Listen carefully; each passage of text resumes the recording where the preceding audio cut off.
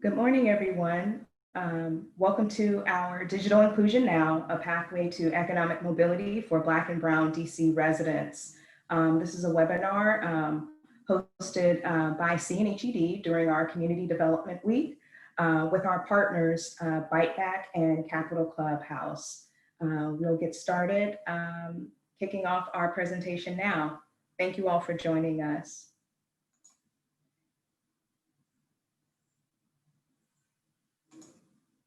Just wanted to begin with a couple of virtual housekeeping rules.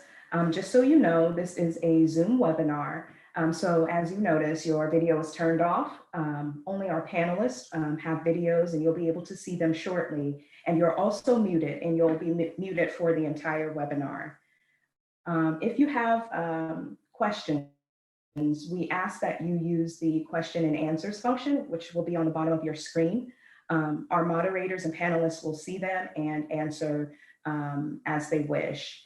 You may also see a raise hand function on the bottom of your screen. And even though that's there, we ask that you don't use that. That won't mean too much to us as we see raised hands.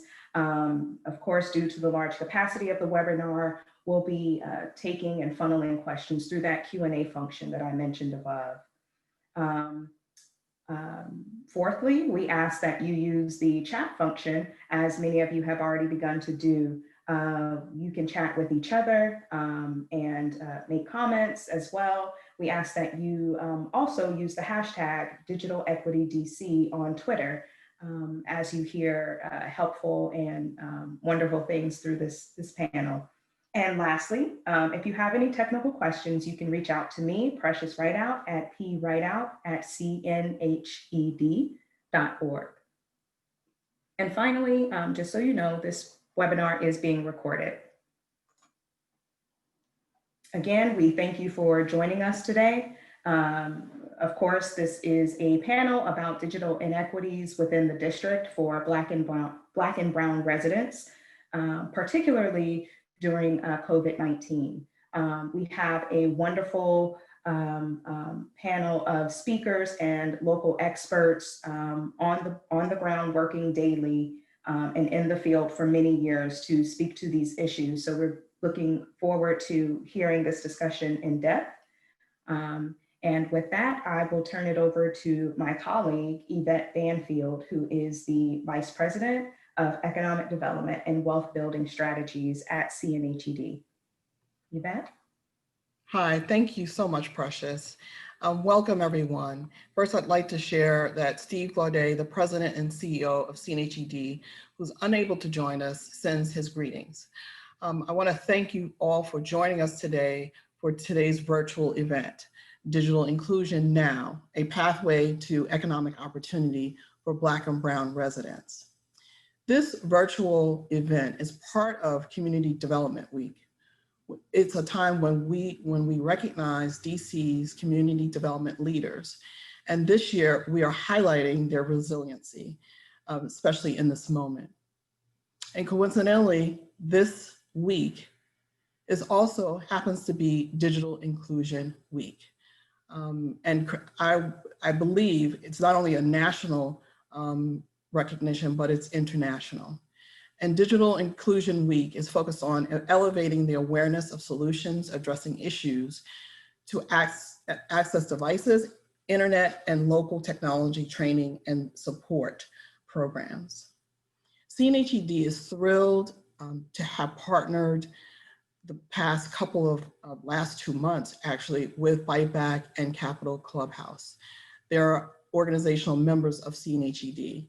We've been working closely with them in planning and coordinating today's discussion that we hope that you'll find informative, thought-provoking, but more importantly, we hope that this event encourages you to get involved, to get engaged in supporting efforts to close the digital gap. I want to take a few moments to acknowledge and give special thanks to Yvette Skors, who's going to also be the co-host with me for today's discussion. So when you're not hearing my voice or the panelists, you will hear Yvette. and Margot Nitschke, who is also at Byte Back. And I want to thank them for their openness and their willingness to the idea of collaborating. We've been talking about convening an event like this for a number of months, and so we're glad and delighted that this is able to come to fruition.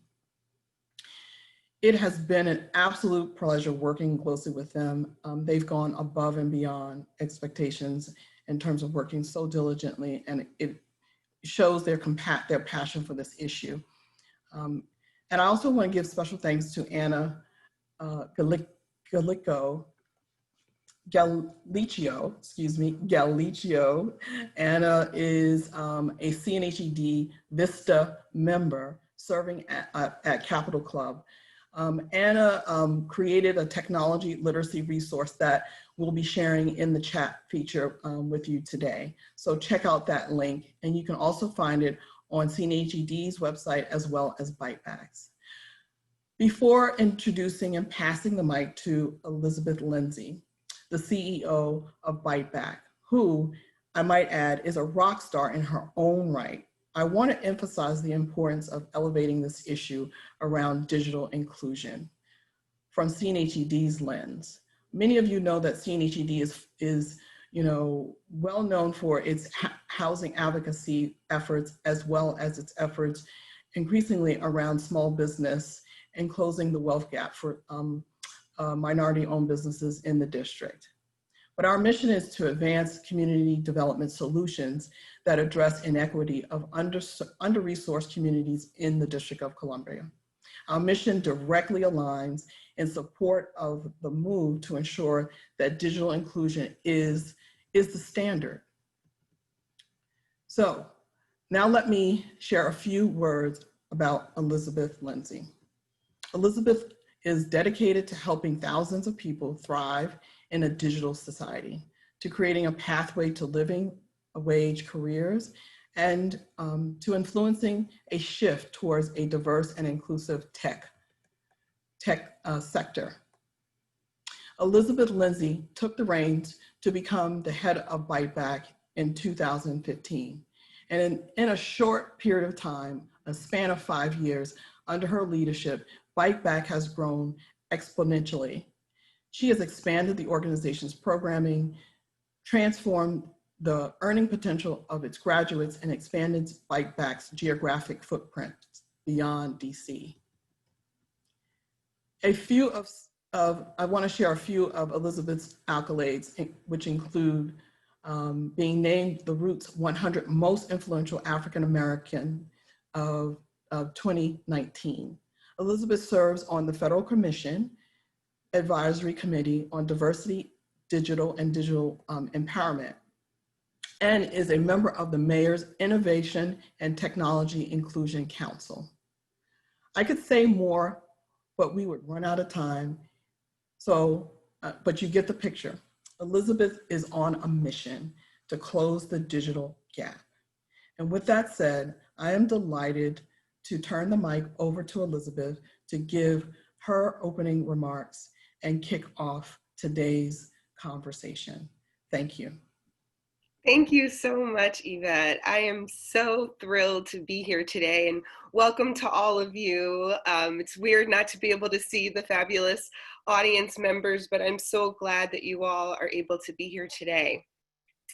On behalf of Byte Back, I have to express our sincere gratitude to Yvette and all of the folks at CNHED, Yvette Banfield. This would not have happened without your passion, enthusiasm, excitement. And I also need to thank Capital Clubhouse for all of your incredible work helping us to plan this event. I also have to share Yvette's kudos to two members of my team, Yvette Skors and Margot Nitschke, who have done an incredible job of planning this in partnership with CNHED on top of their regular jobs. So thank you so much, Yvette and Margot. This is the first ever Digital Inclusion Week advocacy event. So welcome, this is such an exciting day. And as you all know, this event is called Digital Inclusion Now. Let me make sure I don't get it wrong. Pathway to Economic Mobility for Brown and Black DC Residents.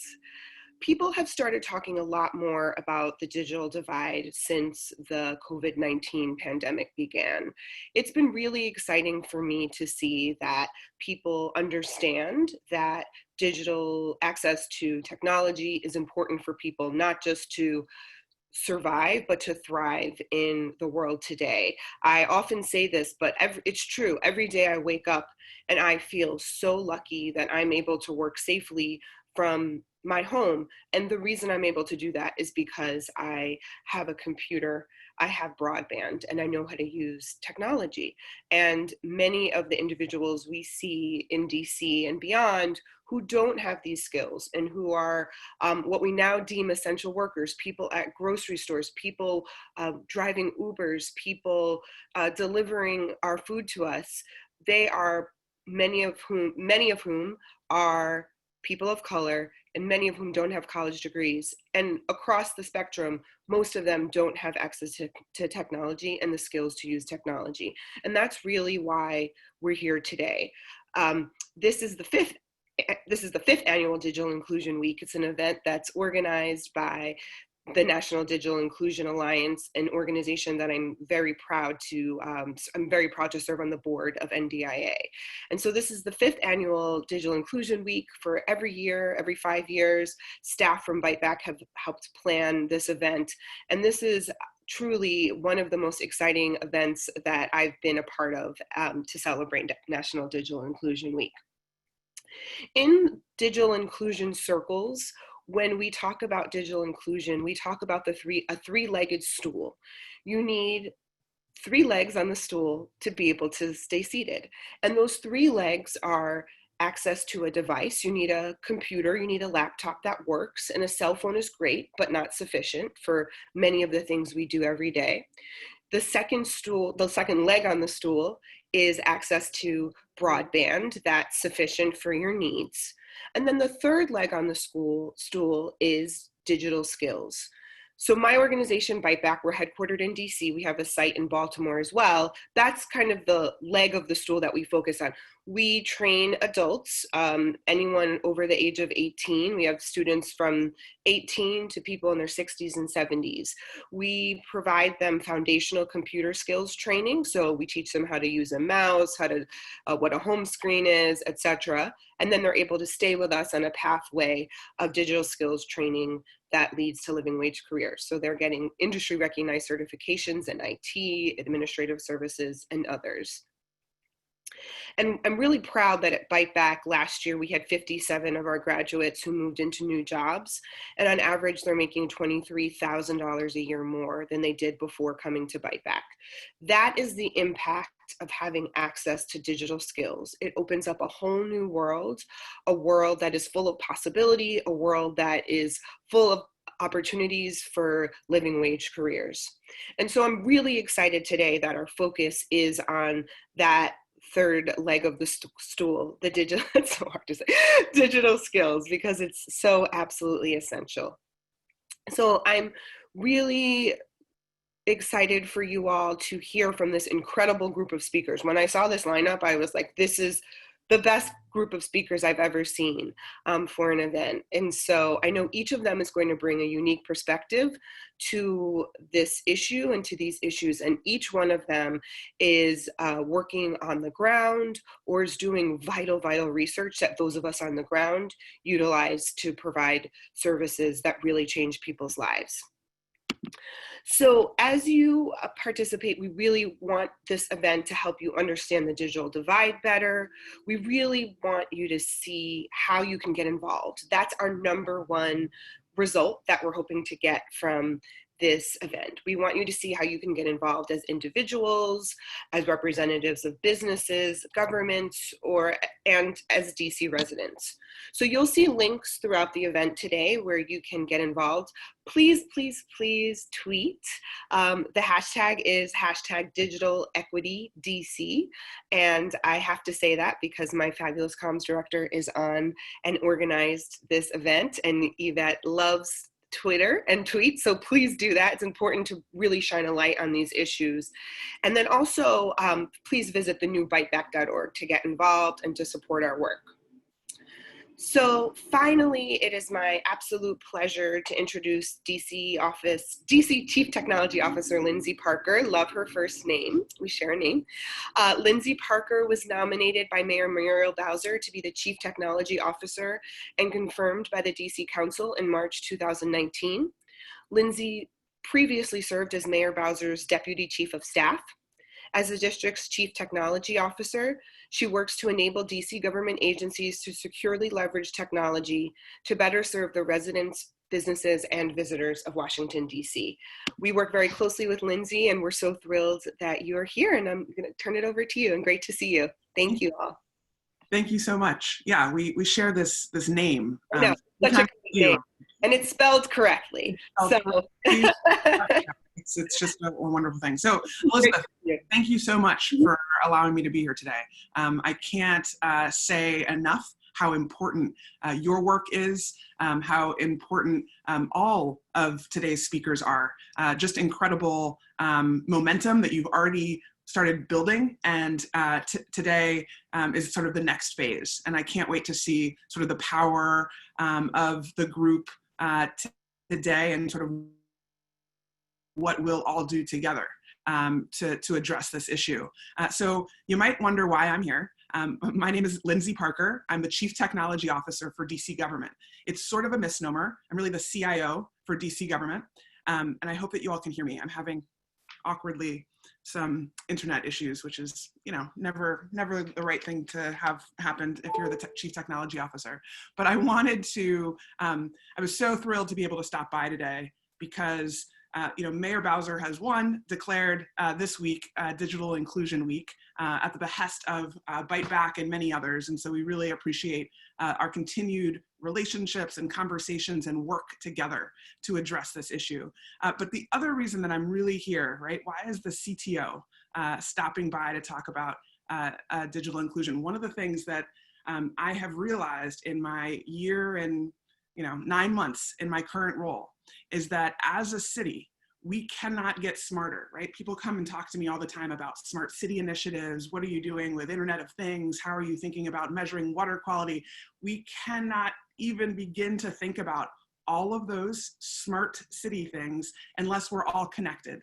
And so my drive, my passion, what I have put a lot of time in over the past year and 9 months, but especially during COVID, is to think about a way to make sure that we are all connected so that we can get smarter as a city going forward. For instance, we help with major application development.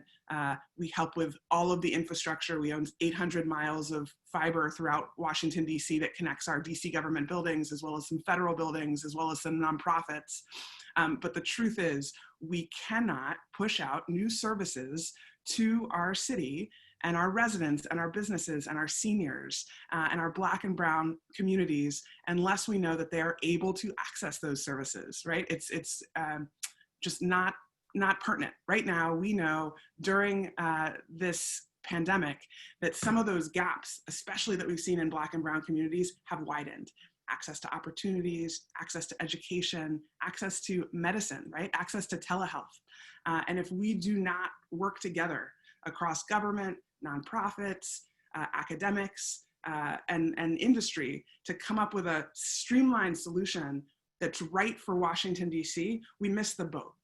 And that's not acceptable. And so I'm here to not only say thank you for having this conversation, thank you for your great work and continued efforts to do to address the digital divide. I don't like saying close it, or I don't like saying bridge it. I like saying address it, get it solved for. And so what we are working on at the Office of the Chief Technology Officer is to put together a partnership. We're calling it Tech Together DC. You can go and check it out at techtogether.dc.gov to address some of those the three prongs of that stool that Elizabeth just talked about. Really, we're focused on 4 focus areas. 1, ensuring that everyone is connected, has access to internet. 2, making sure that everyone has a device and support. We know that there's about 50,000 households in Washington, DC that need internet in that first focus area, and they need a device, and a computing device, not a smartphone. Number three, the third focus area is making sure that those same households have access to opportunities to demystify technology, making sure that they understand the benefit of utilizing that technology to apply for jobs, to continue their education, to access DC government resources and other resources online. And then the fourth bucket, so I have another column on my stool, but the fourth bucket is really, if we are successful together at this, then we're going to demand and need DC government to also come along on that digital journey, on that tech savviness journey. And how do we make sure that we are hiring DC government, DC residents into positions where they are digitally able to help us make our services even better to connect via technology. And so, again, this is sort of a call to action. We're looking for partners. We are hoping to announce our first cohort at the end of next week, but still taking seeing lots of interest. Lots of folks are applying to be a partner, and we're excited about thinking through together how we move the needle on each of these four areas. We've just started moving the needle on that first bucket by Mayor Bowser announced a little bit earlier this summer the Internet for All program. We have $3.3 million to make sure that our SNAP and TANF families, SNAP and TANF families are able to get free home internet paid for by Mayor Bowser, provided by RCN and Comcast. And so we're working on that right now and looking for additional funding to provide to provide internet for even more, to really close that 50,000 household gap. So again, greatly appreciate the time today, and looking forward to connecting with all of you about how we can make sure that we're all taking a piece of the problem and coming up with solutions that stay around for a long time. So I really, really appreciate it. Thanks so much. Good morning, and thank you to DC's CTO, Lindsey Parker. Let me see, I think everyone can see me now if we're on speaker view. So I'm excited to see and continue working with Octo and see how Tech Together grows. And I couldn't agree more that digital inclusion is essential for tech growth in DC. I'm still seeing Lindsey. Would you mind muting your video? Maybe that'll work. I don't know if that's just my view. All right. I'm Yvette Skors. I'm the Communications Director at Byte Back and the co-host for today's event, Digital Inclusion Now, a pathway to economic mobility for Black and Brown DC residents. And thank you again, everyone, for joining us. I'm really thrilled to see the enthusiasm for digital equity, because it's a topic that I care about personally, and as a DC resident, I think it has huge implications for our community. I'd like to thank my co-organizers. You heard from Yvette Banfield this morning. She's been amazing. Also at CNHED, Precious Rideout and Hallie Henry for helping out, Anna Galicchio at Capitol Clubhouse, and my coworker Margot Nitschke, and all of the panelists today. So we have two panels coming up today, and we'll head into our first panel shortly. But first, we have a poll for you to answer to kind of see who's in the virtual room. And Margot's going to cue that up for us. Looks like the poll is in progress. So let us know who you are and who's here. I see those answers coming in. While you answer, I also want to encourage you all to think today about how you can make a difference in digital equity. It really requires an investment and commitment from all of us, from DC elected officials, from our government agencies, nonprofits, employers, activists, residents. We can all have a part in this. And I want you to see our chat for those links for resources. We have a great list of resources, especially if you're a nonprofit, for DC residents, for you to share. And for you to sign up to stay involved in the digital equity movement. We have a Google form there. Thanks, Margot, for putting that in the chat. We also would love to connect with you here at Byte Back, and we have a brand new website, byteback.org. That's byteback.org. We hope you check it out. We hope you like the new site. You can let me know your thoughts because I organized that project.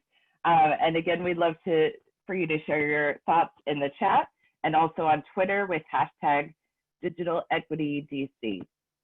And I'll be tweeting along with you, so you can see the face behind that Twitter. I'm right there with you. I'm looking at our poll, and it looks like we have a really good mix. We have about 59 of 70 voted coming in. A lot of folks who work in housing and workforce development, education, some government folks, employers, tech people, and DC residents. I think that's an awesome mix of people, and I'm really glad to see everyone here today. Next, I'm happy to introduce our first panel, Closing the Gap, Digital Access and Skills for, I will share those results with you. Our first panel is Closing the Gap, Digital Access and Skills for Work in DC. And it'll be moderated by Mitchell Graham, the market editor of Technically DC, and an awesome journalist who frequently covers digital inclusion in DC and does an awesome job. Mitchell, I will hand it over to you.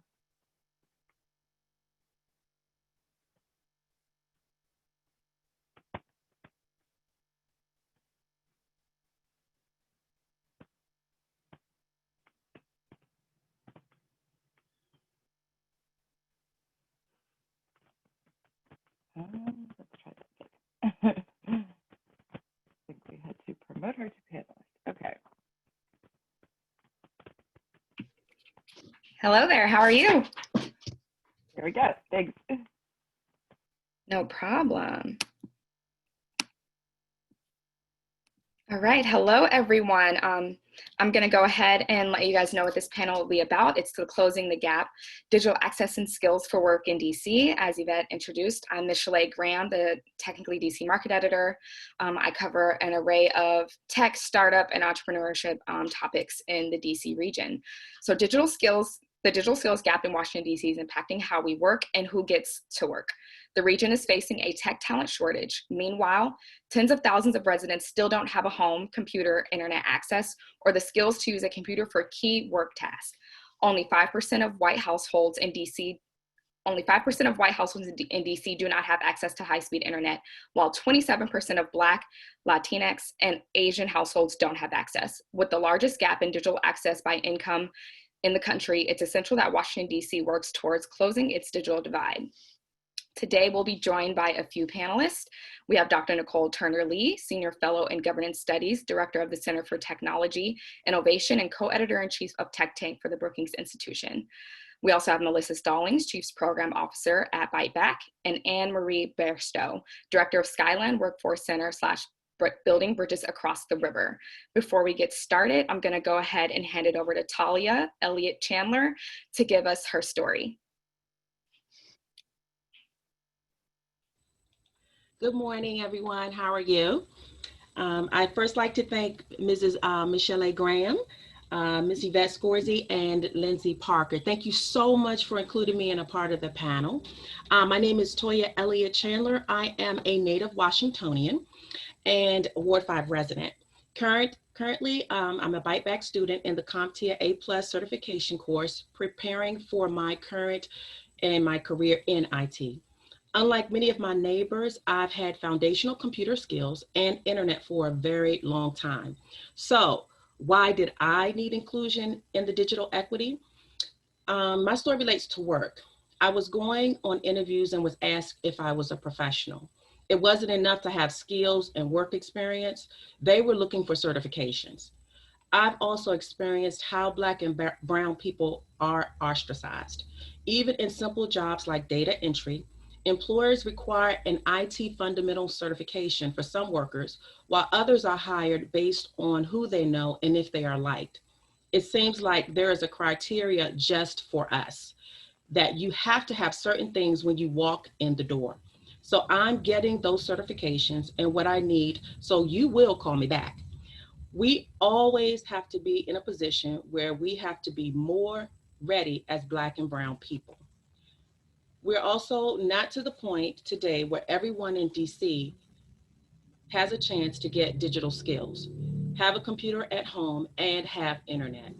If all DC came together to reach every ward, two things would happen. People could experience the technology field and grow and develop. It could be a starting point for so many people to bring people left behind, including women and Black and brown people, into better career opportunities. I know many of my neighbors would be helped. I have older neighbors in need of internet, and I have teenage neighbors just out of high school, and they're not really ready for college. They need Byte Back as a program to get their foot in the door and become more productive. If all adults in DC had access to a computer, the internet, and classes like Byte Back, it would cause four things to occur. It would mean the sky's the limit. It's an opportunity to branch out into every area of internet and technology. Having tech skills gives you so many areas to advance and develop and so many possibilities. Digital inclusion would and can transform DC for a better place. Our streets, our neighborhood, workplaces, and the economy would grow as well. Having Byte Back has made me less fearful of my future, especially during this pandemic. I'm extending my knowledge and education and taking the time to develop myself. And I know that as long as I keep showing up every day, I will get the skills. I've already earned my ITF certification, and I will be earning my CompTIA A+ certification by the beginning of 2021. I'm going to have the certs, the interview skills, and the direction for the next 5 years, thanks to Peyton Brooks at Byte Back and Andrew Quilpa at Byte Back, and all of you wonderful, beautiful people as well. So thank you so much for the skills. Thank you so much for the inclusion. Thank you so much for sharing, and congrats on all of your success. All right, we're gonna go ahead and hop into the panel. If all my panelists wanna go ahead and turn their cameras on. We'll start off with some intros. I'll have the panelists talk about themselves, their roles, and how they would define digital inclusion. Melissa, would you like to go first? Yes, hello everyone, good morning. My name is Melissa Stallings, and I'm the Chief Program Officer at Byte Back. Byte Back is a nonprofit that provides a pathway of inclusive tech training that leads to living wage careers. We've had over 23 years of experience in the work of digital inclusion in the District of Columbia. We serve primarily adults, and we are really focused on providing them skills training, and those of course are offered at no cost to our students. In 2019, we served over 500 students, and we're really, really proud of that. Our student body is comprised of 60% women, and we also serve 95% individuals of color. Our graduates oftentimes who move into employment post-training end up earning more than $23,000 more than their pre-training income. So that I think is a really huge testament to really the work that we're doing in really moving the needle around digital inclusion. As Chief Program Officer, my role at Byte Back is really to support not just our programs locally in the District of Columbia, as well as Baltimore, where we expanded to in 2019, but it's also looking at other markets that also need services like those that we provide at Byte Back, and really helping to sort of replicate our program and our model nationally. When we talk about, or when we hear about conversations around sort of digital, the digital divide, it's oftentimes really focused on children as well as in technology basically. But I think that it's pivotal given the work that we do at Byte Back to really highlight the importance of adults being able to access technology and really having the skills to do so. And so I think, just want to kind of bring to light the importance of that and how the digital divide has really impacted work as well as our economy. And so I'm really happy to be here in this panel, and thank you, Michelle, for the introduction. Of course. Anne, would you like to go next? Sure. I'm Anne-Marie Bairstow. I'm the director of the Skyline Workforce Center. The Workforce Center is a project of building bridges across the river, the nonprofit that runs the ARC and the 11th Street Bridge project. And we're a collaborative of nonprofits, including Byte Back, that provide employment services. And we're located on the border of Ward 7 and Ward 8. And when I think of digital inclusion, I just see all the ways that the participants at Skyland are left out from opportunities because of lack of computer skills, computer access. And I would add, maybe, I don't know if this is another leg of a stool or part of the skills leg, but just the confidence to go in and use a computer and do what they need to do. And I mean, the pandemic has only amplified this, as so much is now only available online and not available in person. And we have so many people who really struggle with how to take advantage of these opportunities. Absolutely. Thank you for sharing. Last but certainly not least, Nicole, would you like to introduce yourself? Sure. Thank you for having me, and good morning, everybody. I'm Dr. Nicole Turner Lee. I'm a fellow or senior fellow at the Brookings Institution and the director of the Center for Technology Innovation. And I'm really excited to be here. Thank you to Byte Back for the invitation. And thank you to all of you attending, as well as the District of Columbia for their efforts on digital inclusion. I have a very interesting history with DC. Almost 25 years ago, I actually called on DC in the efforts at a group called One Economy to help with digital inclusion efforts, working with the Workforce Development Program as well. And I come out before I actually finished my degree working in the digital inclusion movement. And I'm really excited to be here because I've spent this time over the last 2 decades really looking at digital equity, but also in these last 7 months, trying to figure out how to make sense of this all as we actually see this new digital normal that is overlaying with a series of systemic inequalities. So I'm excited to talk today. I do policy, but I also find myself talking to cities and educators and workforce development people, just trying to figure out how to contextualize this new digital normal so that we don't leave people of color behind. Because if we do, we run the risk of really upending every progress or note of progress that we've made for our communities in these spaces that improve quality of life. So I'm really excited to bring some national perspective this morning. Absolutely. Thank you for sharing. Before we hop into the panel, I just want to let everyone watching know that if you have any questions, feel free to type them in the chat.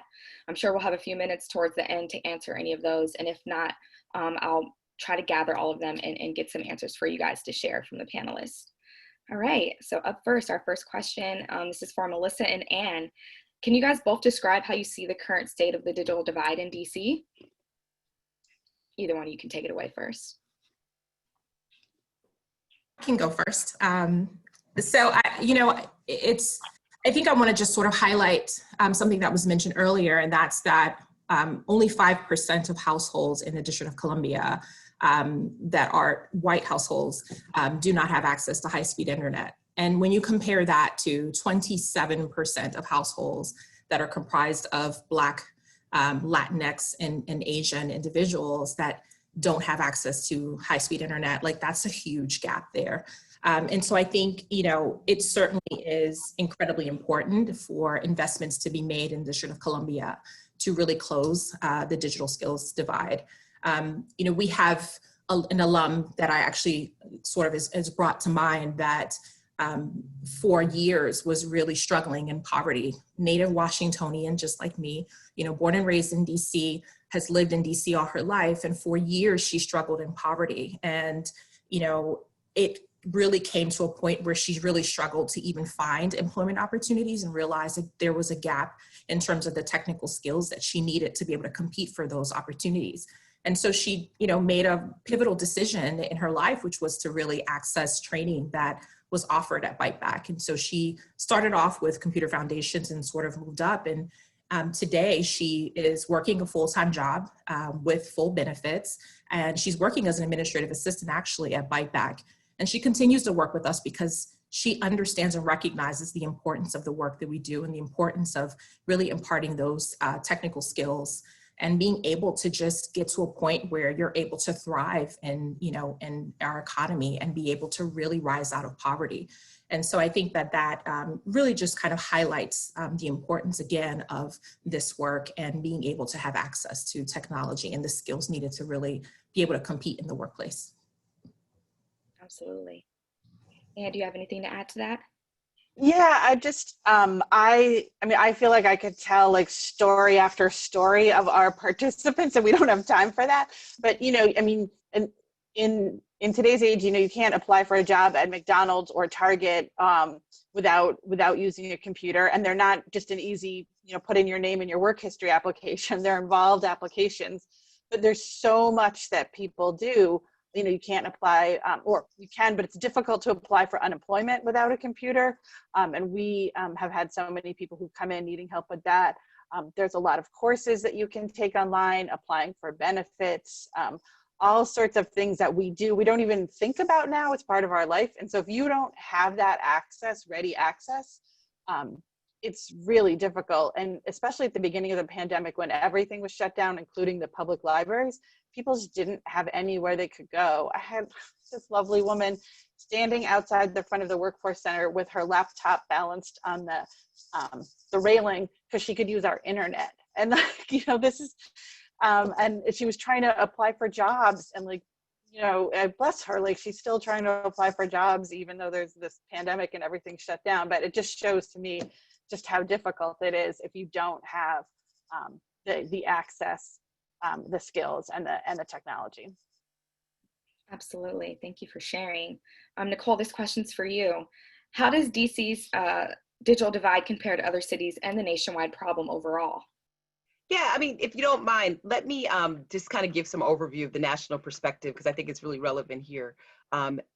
First and foremost, we have to understand something. The digital divide was sort of conceived in the early 2000s around this concept, which was very binary, right? Who had access, who did not, who had a device, who did not, who had digital literacy training, who did not. And I'm really encouraged by the young lady who spoke about getting skills around CompTIA, because 20 years ago, I was actually working in spaces like that, which was around this constraint of this binary understanding of the digital divide. Now, we all fast forward 10, 15 years from now. I'm not going to tell my age, so I'll try to keep it really ambiguous, right? But if we fast forward to where we are today with technology, here's the challenge. It's no longer about who has access, who doesn't. It's no longer about who has a device, who doesn't. It's about what we're hearing from everybody, in particular, Anna Maria, Melissa, that without access, you're actually outside of the norm of the types of quality of life factors that you need to participate. Without a credit card, for example, you cannot get an Uber. Without, financial collateral, you are unable to get, rent an Airbnb.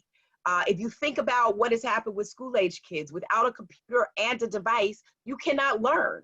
And so if you begin to roll that over into adult literacy, for example, or adult training, the fact that we have the majority of Black and brown people who are frontline workers, those that need the flexibility to work at home because now they also have to educate their children, they can't do that without internet. I just heard this anecdote in another location across the country where parents are using their kids' Chromebooks that are given from school just to get online at home to do the stuff they have to do for work.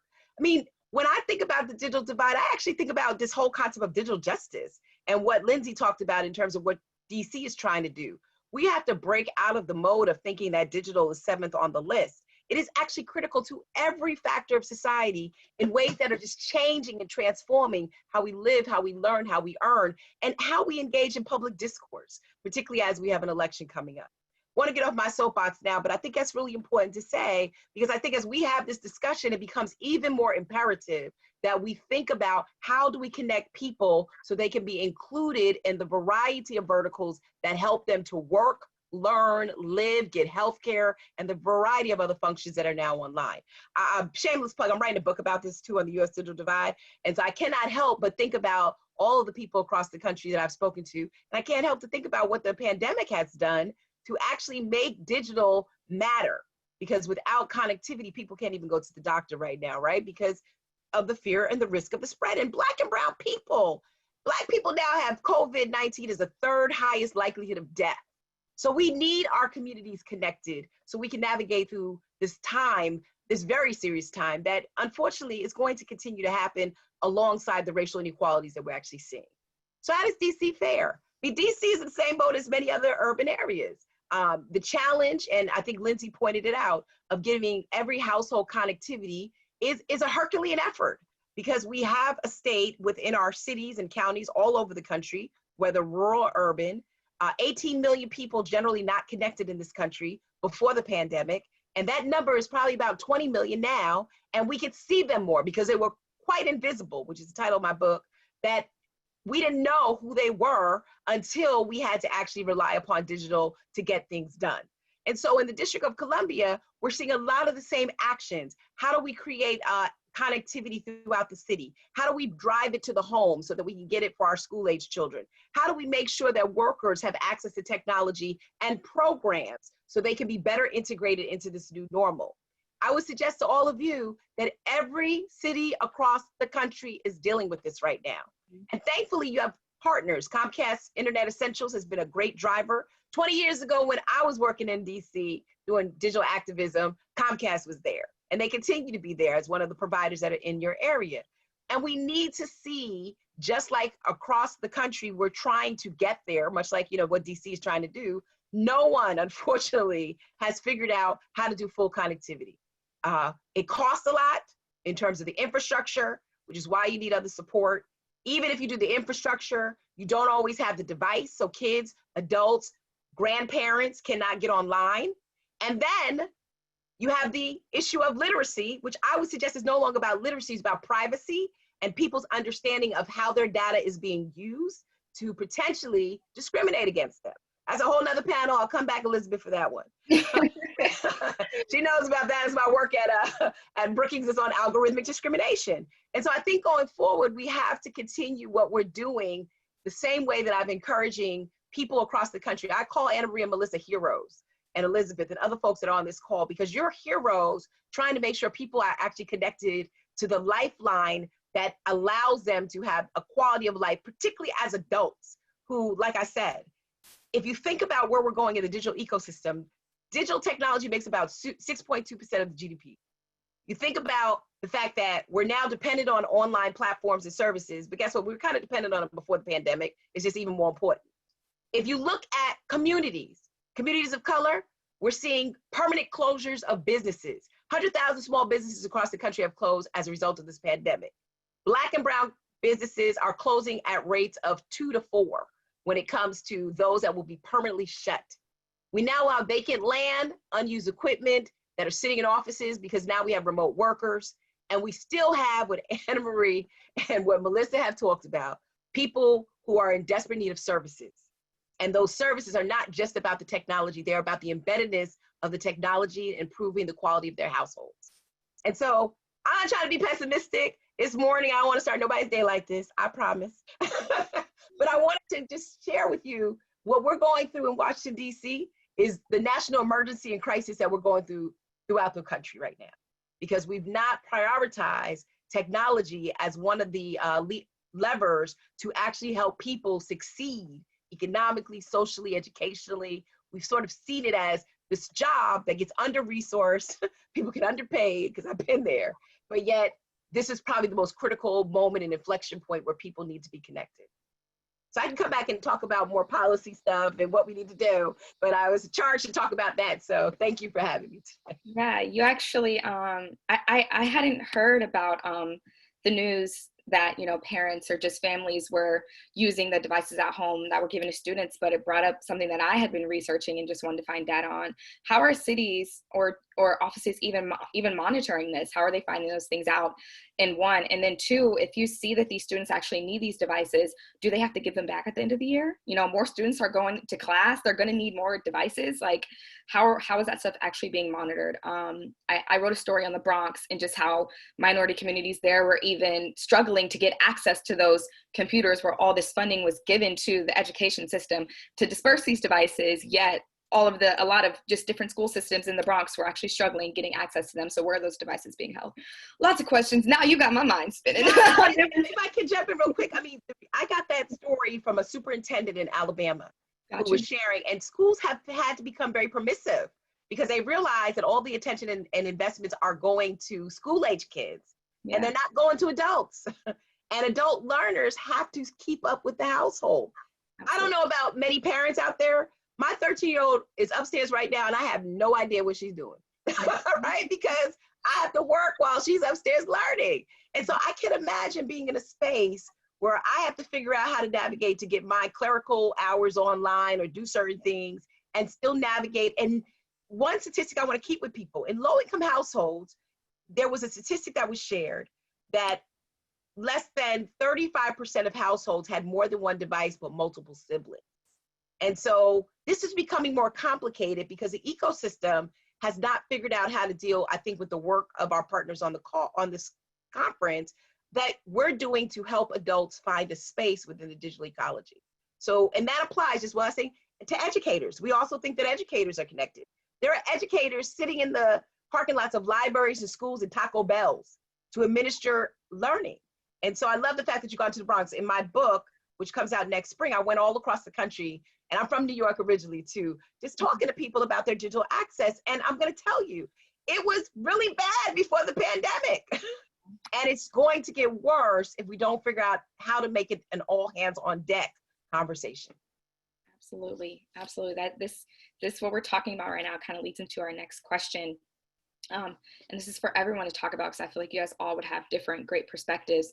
But what are the trends you're seeing in how people of color and Black communities are affected by lack of digital equity and tech connections to work?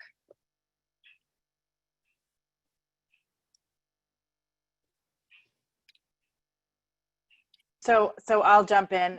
You know, I mean, I think I've mentioned this, just the ability to take advantage of so many of these other things, the classes, the benefits.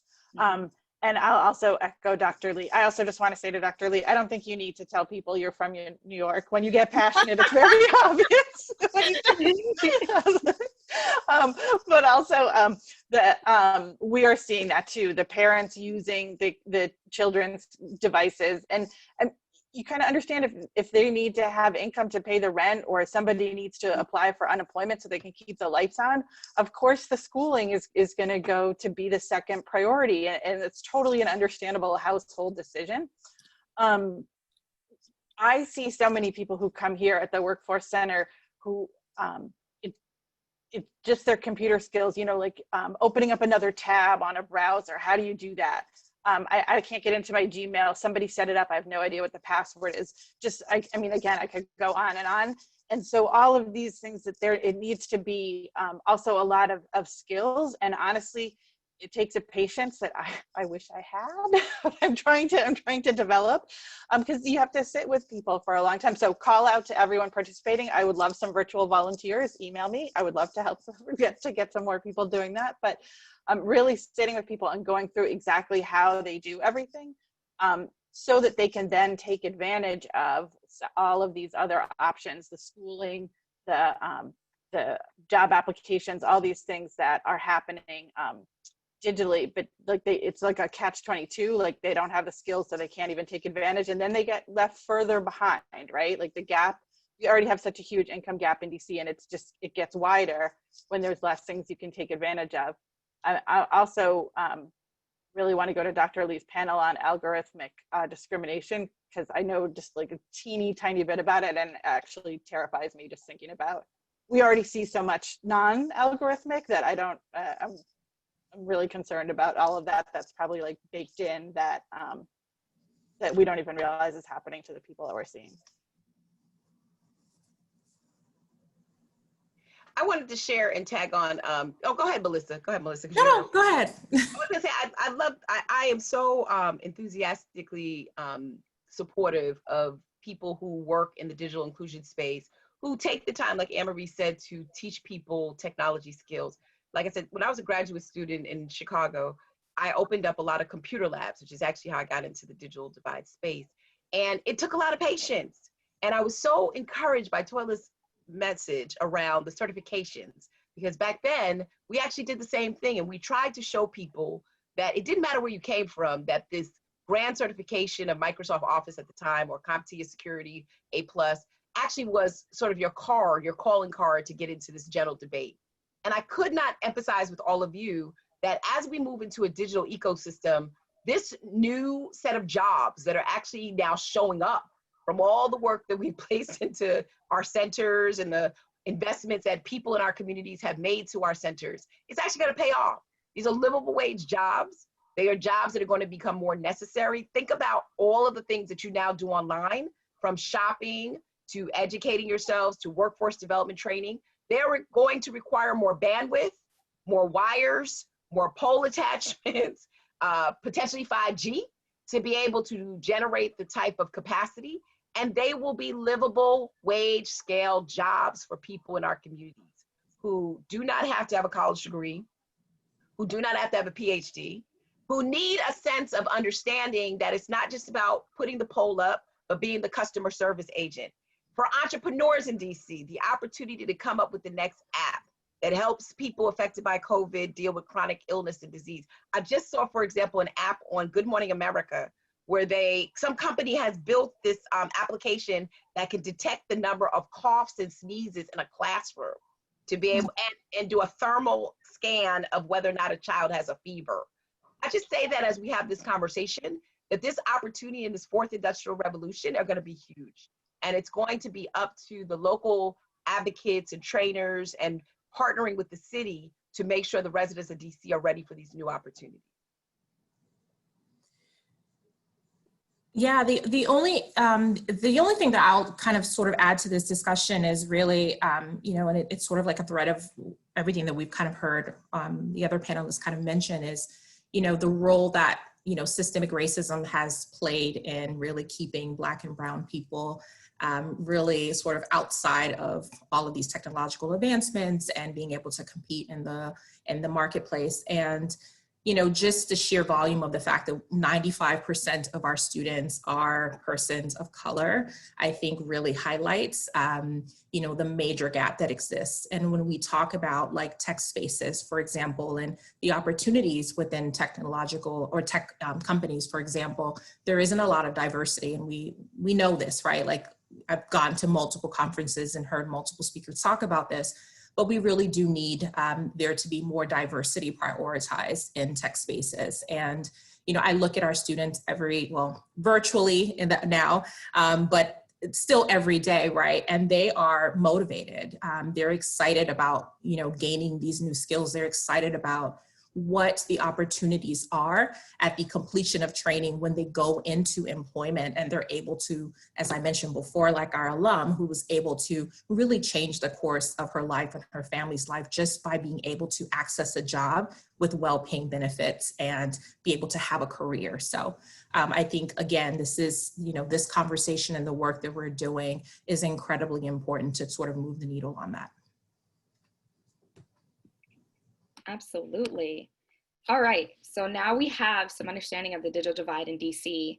Now the question is, what do we do about it? Melissa, I'm gonna bounce back to you. What would it look like to close the digital skills gap in DC? And what would Byte Back need to help make it happen? Absolutely. You know, in the summer, the DC City Council, as well as the mayor, had an opportunity to really prioritize digital inclusion and equity in the budget. I think that it's incredibly important that for the next budget, that is prioritized, that more investments are made in, you know, from DC government across multiple agencies like OCTO, like DOES, to really prioritize opportunities for individuals in DC residents to be able to access skills training. You know, I want to highlight, you know, wards 6, 7, and 8 in particular, where oftentimes there's communities of individuals who really are needing those skills and really needing to find, you know, essentially work that really helps them be able to earn a living wage. I think it's really important that, you know, that we just really prioritize, you know, those investments. And I also think that, you know, startups as well as corporate companies within this space really also kind of join in and really help to support this incredible work. I love that. I'm actually going to do a follow-up question from someone in the crowd, Dahlia. Sorry if I didn't say your name right, but this is for you, Melissa. I think these are some good follow-up questions to what you just said. They want to know what are the reasons why the council and mayor did not include this in the budget, and what are the challenges we can/should address to make differences next vote, to make a difference next vote, excuse me. Yeah, I mean, I think that, you know, this really hasn't necessarily been as much of a priority. And I think that this is something that has been kind of I think Dr. Nicole Turner Lee also mentioned it hasn't really been something that has been prioritized. And so I think that, you know, there's certainly an opportunity for that to happen. I don't know if, you know, there's any other reasons really, quite honestly, other than the fact that it just wasn't necessarily a priority. And then there were other things that were much more, you know, that they were just much more focused on. Got it. Thank you. All right, Anne-Marie, this question's for you. What would it look like to have all adults in DC have the skills they need for today's jobs? What would Skyland and BBAR need to help make it happen? Yeah, I mean, I think we would need a lot of people, a lot of programs willing to, like I said, to sit with people and really, there are classes, but also really patiently one-on-one and just teach a lot of these skills. One of the things, we have a lot of returning citizens that come to the Workforce Center, and they obviously haven't had access to computers or full access to computers while in prison. And so they're at a really an extra disadvantage in terms of having to use this technology now to apply for jobs that they didn't have to use before they went away. And so just having enough people to teach those skills and really show people exactly how to use the computers. And then I think, again, the access, I think it would be great for everyone to have a computer and technology at home, but also having places like our lab here at Skyland, libraries, other places where people can go access the computer, and a computer that has a staff where someone can help someone if they get stuck to move to that next stage, I think would make a really big difference. Absolutely. Nicole, looking at the big picture, from your extensive research, what do you think DC needs to do to catch up? What would it take to say this community has achieved digital equity? Whew, that's what everybody's been asking me, right? Yeah. Dahlia put out a question in the chat too about Brookings. Of course, we would love to support. It's so interesting. I'm not going to say that my life wasn't busy, because it was busy before the pandemic, but it's even more busy. And what's so great about it is the conviction that I have to ensure that our communities receive some type of equity is really important to me. So we'd love to keep talking to the city of DC on what could be done, because I think we also need case studies so that we could actually see what best practices are working. So what do we need to do to close the digital divide? Let me just talk about it nationally, and then I'm gonna talk about DC. I think nationally, one thing that we have to definitely do is we have to make a social contract with the federal government that this is important. I mean, it is very shameful that we have had to wait for a variety of iterations of stimulus support to give teachers money that they needed to get Wi-Fi hotspots, or the city of DC what they needed to get homes connected. That was just shameful and an abject failure on our part to recognize that our inability to connect our communities, Black and Brown communities, has implications for not just achievement, but also for opportunities. And the more that we sort of go around the edges of the fact that we need to solve this national crisis of a digital divide, I don't know what to tell us. Our universal service reform system in this country is just not designed to be able to bring the type of relief, much like we do with food insecurity. We have SNAP, we have TANF, but we have nothing that actually gives people who need broadband immediate emergency relief, much like we need in this pandemic. And the hope is we have programs like the Lifeline program, which provides a small subsidy for people to get online, but it's not enough. In my travels around the country, people have Lifeline, they have a set amount of minutes, and unfortunately, if you're a day laborer and your minutes run out, you can't find work for the rest of the month. And that's something that we have to address as a country, because we're essentially creating a digitally invisible population that will come back, and they will need to be prepared to work in these new opportunities, because who else is going to? And that's the challenge that we have in Black Brown communities. At a city level, I think it's important what we heard Lindsey talk about, for cities to have a clear message on how they're going to integrate digital into every facet of city life. So we've all traditionally, when I've been working in the space over the last 20 years, we've always had digital inclusion plans. And I think those are actually really important, because they are a blueprint for how connected, how smart we want our cities to be. I'm gonna actually impress upon cities to go a little deeper. Let's start talking about the integration of broadband. So when somebody talks about, well, is it in the budget? It needs to be. It needs to be part of our social services delivery systems. It needs to be part of our housing system. There should be no housing in this District of Columbia that is not built with some type of connectivity attached to it. I know we might want to do business with a certain provider. I think that's fine. The key thing is we should have housing having its own open network so people can actually get technology access, perhaps from the lobby. the front step. If we're gonna make them go to the front stoop of a school or go to Taco Bell to learn, we might as well let them do it in their own neighborhood. And so I think we need to look at cities really pushing the envelope to bring connectivity to the local level. Same thing when it comes to adult learners. When the centers are not open and they're waiting for you to open, this is what my experience, and I'm sure the ladies have the same experience, standing at the door, can't wait till you open up.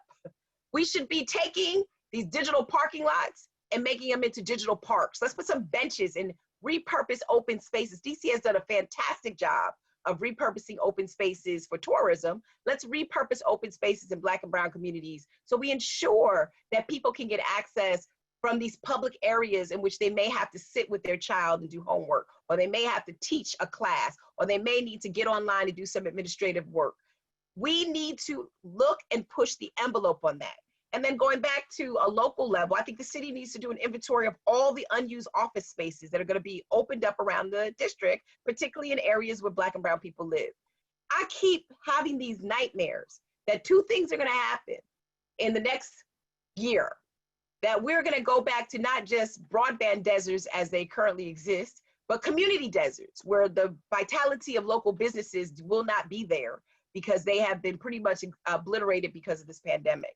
I think it's a great idea for us to start thinking about what Aaron Sanders did with N3DC, to put incubators there, to partner with workforce development agencies, create small spaces for congregations around different work skills. The challenge that we're gonna have is that people still need to be safe from this pandemic, particularly Black and brown people, but perhaps we could find different pods where we can bring people together in person. I want to give the audience a quick statistic on how this is playing out in learning. Black kids that do not go back to formal education in the next few months will be 10.3 months behind in cognitive retention or learning, which means they will not catch up to their peers in private and charter schools when it comes to the retention of basic concepts. For K through 6, that is going to be critical. For the child that is upstairs, probably laying on her floor right now while I'm down here, that's going to be even more critical because she's going to start engaging in standardized testing that will make determinations on her college achievement. And so I just say to all of you, we need a strategy that involves how do we get access to communities in creative ways that may not look as familiar. I've been telling libraries across the country, why don't you just go back to when I was a little kid, they used to have the mobile book bank. Showed up in my neighborhood, like the ice cream truck. Start beeping. Why can't we put Wi-Fi enablers on top of mobile book banks and bring it out to communities in Anacostia and Southeast where people can actually file for unemployment benefits because there's connectivity that actually exists within their neighborhood?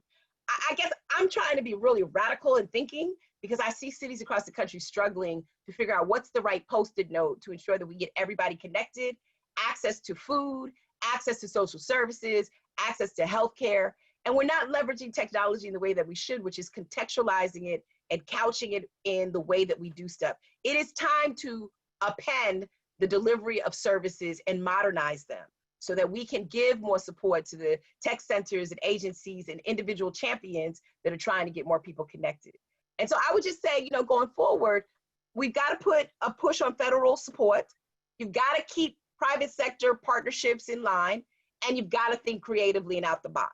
We will not see a society that looks the same. I feel for the two ladies because I remember sitting in my computer labs and people I'm over people's shoulder trying to see if they pushing the right button. That doesn't exist anymore. I met this lady who has a computer lab. She said she literally has to stand 8 feet away, right? Mm-hmm. I was just amazed by that because that's going to change the nature in which we teach people. And so I think going forward, we just need the district maybe to come up with an office. Lindsey, this is an idea, an office of innovation that is around just these issues of how the city innovates along all of its verticals to ensure that digital is not an afterthought, but it's actually integrated into everything that you do. Absolutely. You kind of brought up a point. You're like, why can't we just have internet access anywhere? There's actually a question in the chat about mesh networks. For anyone who doesn't know out there, mesh networks are groups of devices that act as single Wi-Fi networks, but essentially spanning the connection to a wider range of people. Do any of the panelists know anything about mesh networks in DC? I myself haven't heard of one. Yeah, no, there's been some examples. So for the person in Tacoma Park, I mean, they've done community mesh networks. I think Octo actually has been very supportive of local networks. I mean, for the people in Baltimore, I read the question. I think it's a great idea. The challenge that you're going to run into is the assets that you can get hold of. Can you get hold of city assets?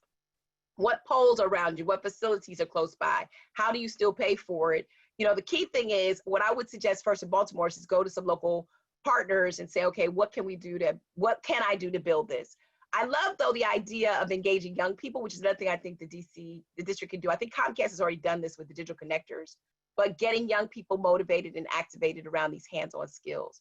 So I do think in Baltimore, you can do a mesh network, and I've been talking to a lot of schools that are trying to do a mesh network, but some of them do run up against a barrier. What I would love to do is, I just did a talk for the state of Texas, and there was a really great example of a project of a mesh network around a school area and workforce development agencies that was successful. So I will put my email in the chat, and if you get back in touch with me, that would be great. Or send me your email through question and answers, and then I can actually follow up with you. Awesome. I have an accessibility question. Maybe Anne-Marie, you can answer this.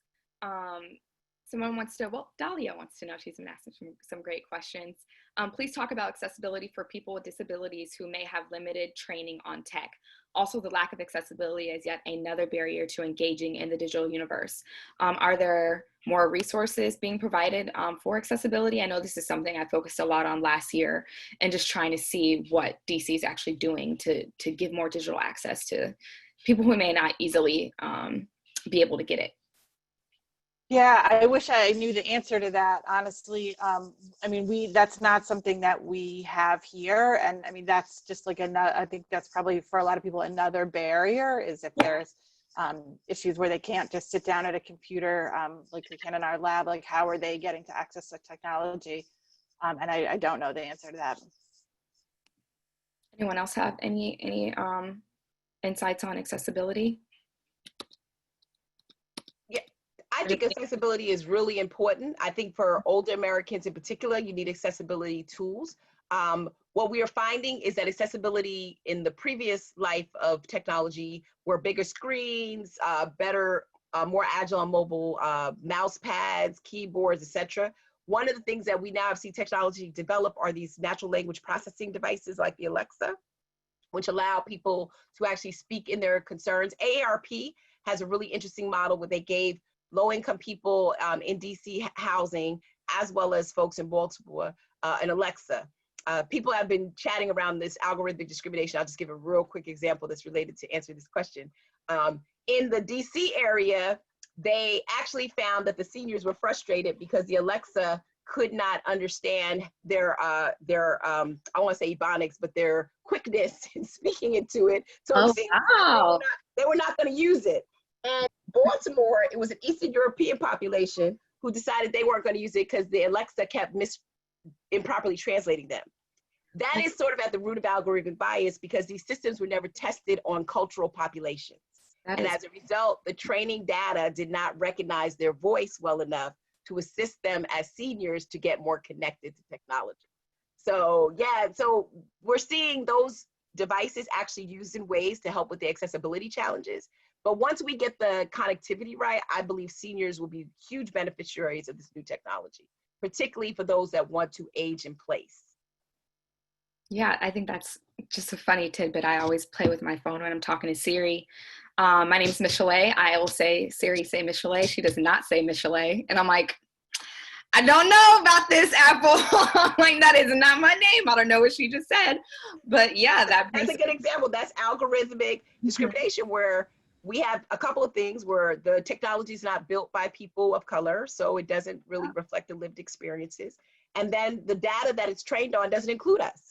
So things like natural language processing, facial recognition are all inadequately suited to help us. Or we give so much data that the technology recognizes the external legacies of discrimination, racism, that it profiles us and it surveils us.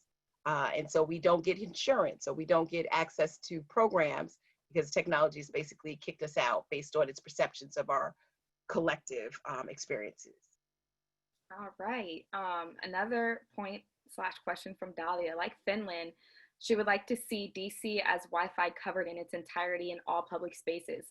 What about the idea of making internet a utility? Would this require federal action, or could we start at the city and state level? I've never even thought of that. That is a great idea. I mean, well, I'm sorry, I'm a policy person and I'll be quiet for the rest of it. I promise. I feel like that kid in the family. Just be quiet, girl. But this is the thing. I think people are on the right track around broadband as a public utility because we're actually finding that the social contract of everybody needing access is really important. But I also think that people have to recognize the reason that we're where we are is because of private sector investment. Broadband is one of those spaces that has not necessarily been regulated by the government, nor has it received resources from the government to build out, except in these small pockets of universal service money that comes for individuals who can't afford broadband, as I mentioned earlier, or for rural broadband, where we have a greater problem of people who are not connected, who are also Black and brown people. And so what does that mean going forward? You know, it's one of those models where I think we need to revisit what does universal service look like in this country and how ubiquitous do we want broadband? I think we need to think of this public utility debate with some reservation, however, because if you look at rural electrification or you look at your water or heating bill, rate regulation can in some cases inflate your costs. And in many respects, you could find yourself paying for your neighbor who takes up more broadband than you do, which is something that we in Washington have to continue to debate. Like, how do you make this ubiquitous while at the same time not imposing costs that may be fair, but may have some restrictions if the government were to run our broadband services on what low-income people could actually consume. I always get nervous. When I first thought about this years ago, I was a huge fan of public utility, rural electrification, and then I saw Flint and what they did with the water system. And I said to myself, you know, do I want government to be managing my broadband? Do I want this on a government network where they could see what I'm doing?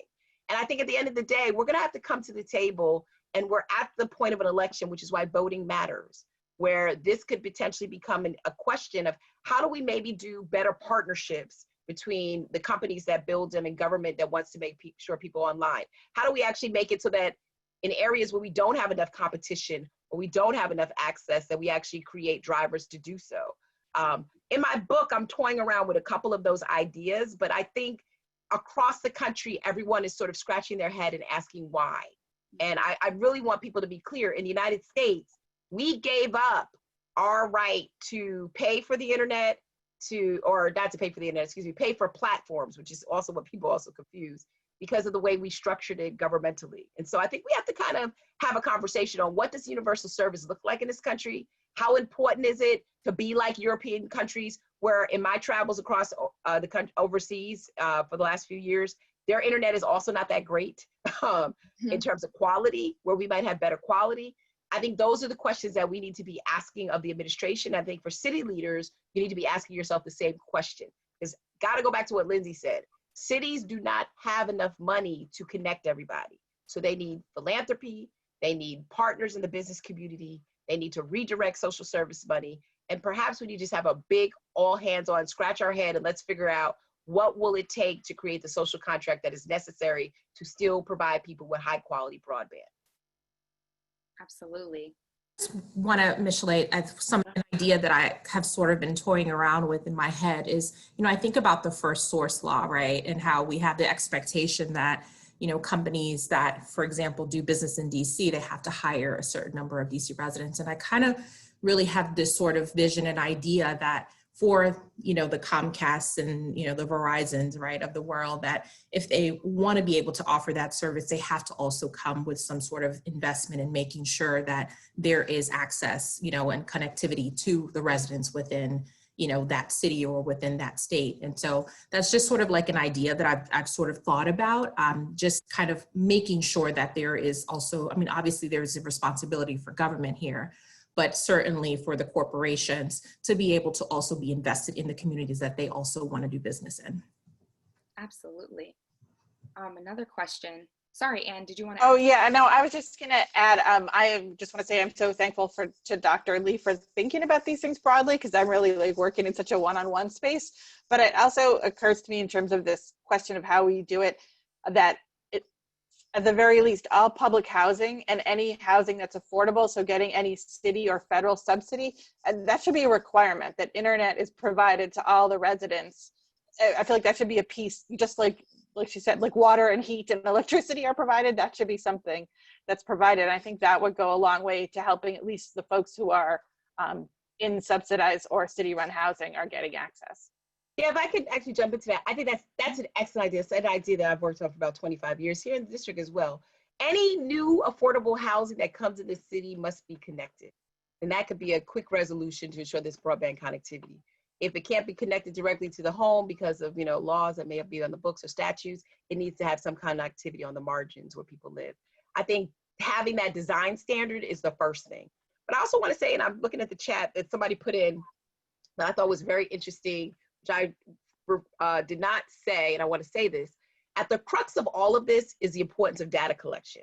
In many respects, we really don't know across the country where we have a lot of broadband and where we don't have enough. We don't know, for example, in housing, Anne Marie, right? You probably attest to this, where people don't have broadband in Section 8 housing or scattered site housing. And so I think getting a data repository, working with local groups to be able to ask that question, it took us 10 years in some programs when I was working in to actually ask people if they had broadband at all. Did you know schools don't even ask kids and households if they have broadband access when they're registering them or re-enrolling them? They ask so I them think, now.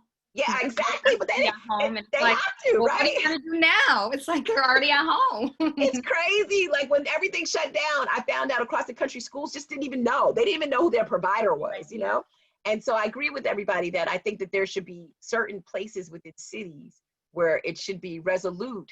Homeless shelters, every place around a homeless shelter or within a homeless shelter should be connected. In fact, I wrote this blog because of the unsafe nature of homeless shelters and the security of sometimes children in doing work or adults working. There should be some adjacent partnerships of property where people could actually go to a digital park, like I said, an unused office space so that kids can learn and actually engage. But we don't even connect the shelters. And there have been some places across the country that are bringing up those school buses with Wi-Fi enabled service just so people within a transitional housing can get access to do certain things. So there's a lot that we could actually be doing. And, I hope to write more about this. Absolutely. We're actually running out of time. I love that the chat is buzzing right now. We actually have a lot of questions. I took some down. I know Byte Back is behind the scenes grabbing those to pull a blog post together with some answers. I want to thank all the panelists for joining today. I'm actually going to wrap this up and push it back to Yvette, who's also going to do some calls to action, share some resources, and introduce the next panel. Thank you, Michelle. Anne-Marie, Nicole. Yes, thank you. Melissa, Nicole, and Anne-Marie. Thank you all for this panel. I feel like I have a lot of work to do after this. I know, right? I'm just like, my head is like. And it's just the morning. Thank you for being a great moderator. Thank you. Thank you for having me. I appreciate it. Thank you all. I don't usually think this hard before 11 a.m. So it's really great work that's happening in DC and nationally. I hope that that first panel sparked some ideas in you and how you can make a difference with digital justice, a new term from Dr. Nicole Turner Lee. I know I have tons of ideas coming from it. And we will be sharing this recording if you missed something to folks who signed up, and also on our blog at byteback.org. So again, I'm one of your hosts today. I'm Yvette Skors, the Communications Director at Byte Back. We have another amazing panel coming up. Before we head into that second panel, we have another poll for you guys. And I believe Margot's going to cue that up for us. And while that's happening, there it goes. Kind of a survey of how you think internet devices and skills training, how should they be provided for people in DC? And while you are answering, I also want you to see our chat for links. Like our panelists mentioned, digital inclusion requires investment and commitment from all of us, from our elected officials, government agencies, nonprofits, our employers, our activists and residents. And we have some resources for you to help residents get connected, get devices, and get training. We want you to sign up to stay involved in the digital equity movement. We have a Google form there if you'd like to stay with us, and especially into spring, to get some movement behind this. You can connect with Byte Back on our new website at byteback.org, and continue to share your thoughts on Twitter. We're getting some nice tweets out there, so I really appreciate having other folks to talk to on Twitter, #DigitalEquityDC. There's a couple more links here for Capital Clubhouse. There's resources, and you can also go to the landing page, cnhed.org. So we have our panel back. Apparently, none of you think that internet devices and skills training should have to be completely at a fee for participants and for users. So that's great. And a lot of you support free for low-income residents or even free service for all. So really interesting results. Thank you for participating in that. And we're ready to move into our second and final panel. I have the great and probably once in a lifetime opportunity to introduce another Yvette. This has never happened in my life. You met her earlier. Yvette Banfield is the VP of Economic Development Policy at CNHED, and she leads the Workforce Development Working Group. Byte Back is a member, and we encourage you to join that group and the coalition. They've been amazing. And Yvette shows a deep commitment to DC and to an inclusive economic development agenda through coalition building, policy, and advocacy. You saw her this morning, and I've had the great experience of working with her to plan this event today. She deserves a huge thank you. I don't think you have those little clappy things in your Zoom, but give her a shout out in the chat. I know you're all on mute, but I'm imagining your applause. And also special shout out to everyone who helped organize again today. Yvette will be moderating the panel and closing out the morning. The second panel is Investing in Digital Inclusion for DC's Future, How Black and Brown DC Residents, Businesses, and the Economy Will Benefit. Yvette, I'll hand it over to you. Great. Thank you, Yvette. It has been a pleasure working with you as well. And I want to thank the first panelists. What an excellent way to kick off this conversation. You helped to kind of segue us into our next panel. And so the panelists will make themselves unmute themselves, and as I introduce you and introduce the topic. So the second panel is focused on investing in digital inclusion for DC's future, how Black and Brown residents, businesses, and the economy will benefit. So as the pandemic has eroded employment gains and the economy grows more dependent on digitally trained workforce, who's being left behind? And we heard about some of this, who's being left behind in the first panel. Half of Black workers and more than half of Latinx workers in the US need digital skills.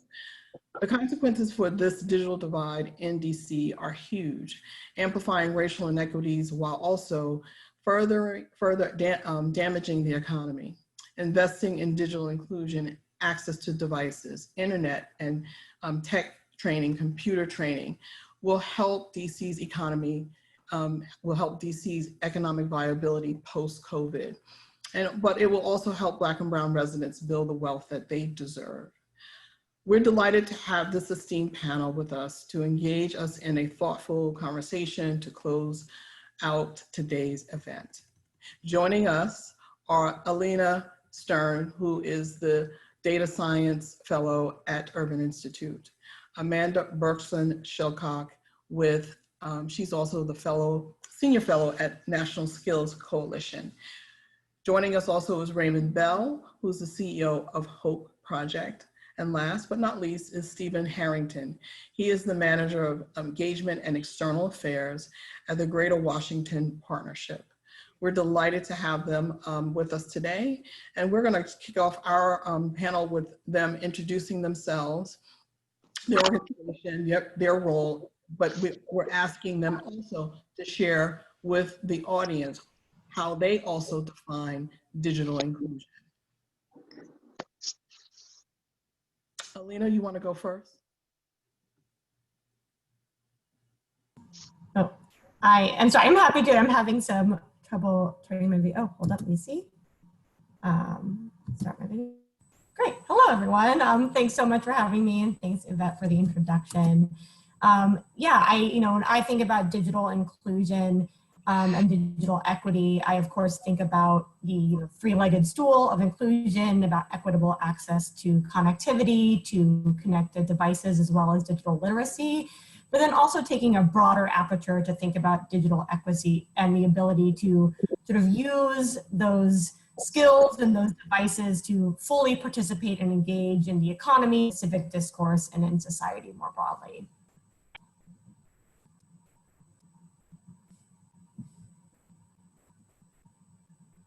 Amanda?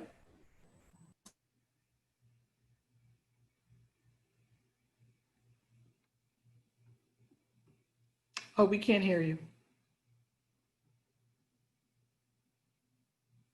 So, I'm sorry about that. I double muted myself. Excuse me. Thanks, Yvette. It's great to be here, and what a terrific first panel that was.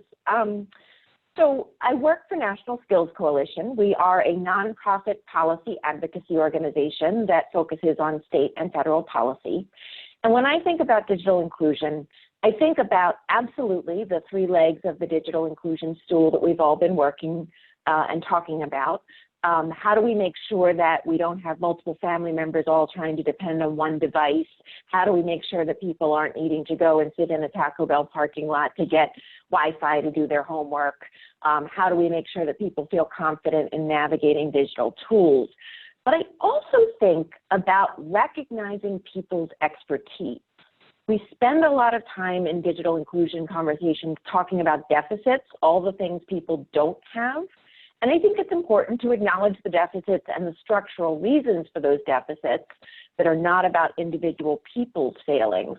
But I think it's also really important to acknowledge that people are incredibly ingenious, and people are consistently creating and innovating using technological tools, even when they're not operating under the best of circumstances. And so for me, digital inclusion also means having a way to recognize the expertise that people bring to the table, even when that isn't something that people sort of default to understanding. And the quick example I'll give here is around a lot of immigrant leaders use free conference call services to run radio stations. Right? And so we may not think of somebody sitting with a laptop at a kitchen table in a small apartment as being a radio host, but in fact, that is what's happening in many cases, right? And it's not limited to immigrants, but it's common among immigrant communities because of language issues. So there's a million examples like that of the ingenious ways that African-American workers of color, US born and foreign born folks are doing creative things with technology. And I think when we think about digital inclusion, yes, we absolutely need to acknowledge the deficits and the ways that those deficits need to be addressed by policy, but we also need to recognize the expertise that folks bring to the table. Thank you. Raymond.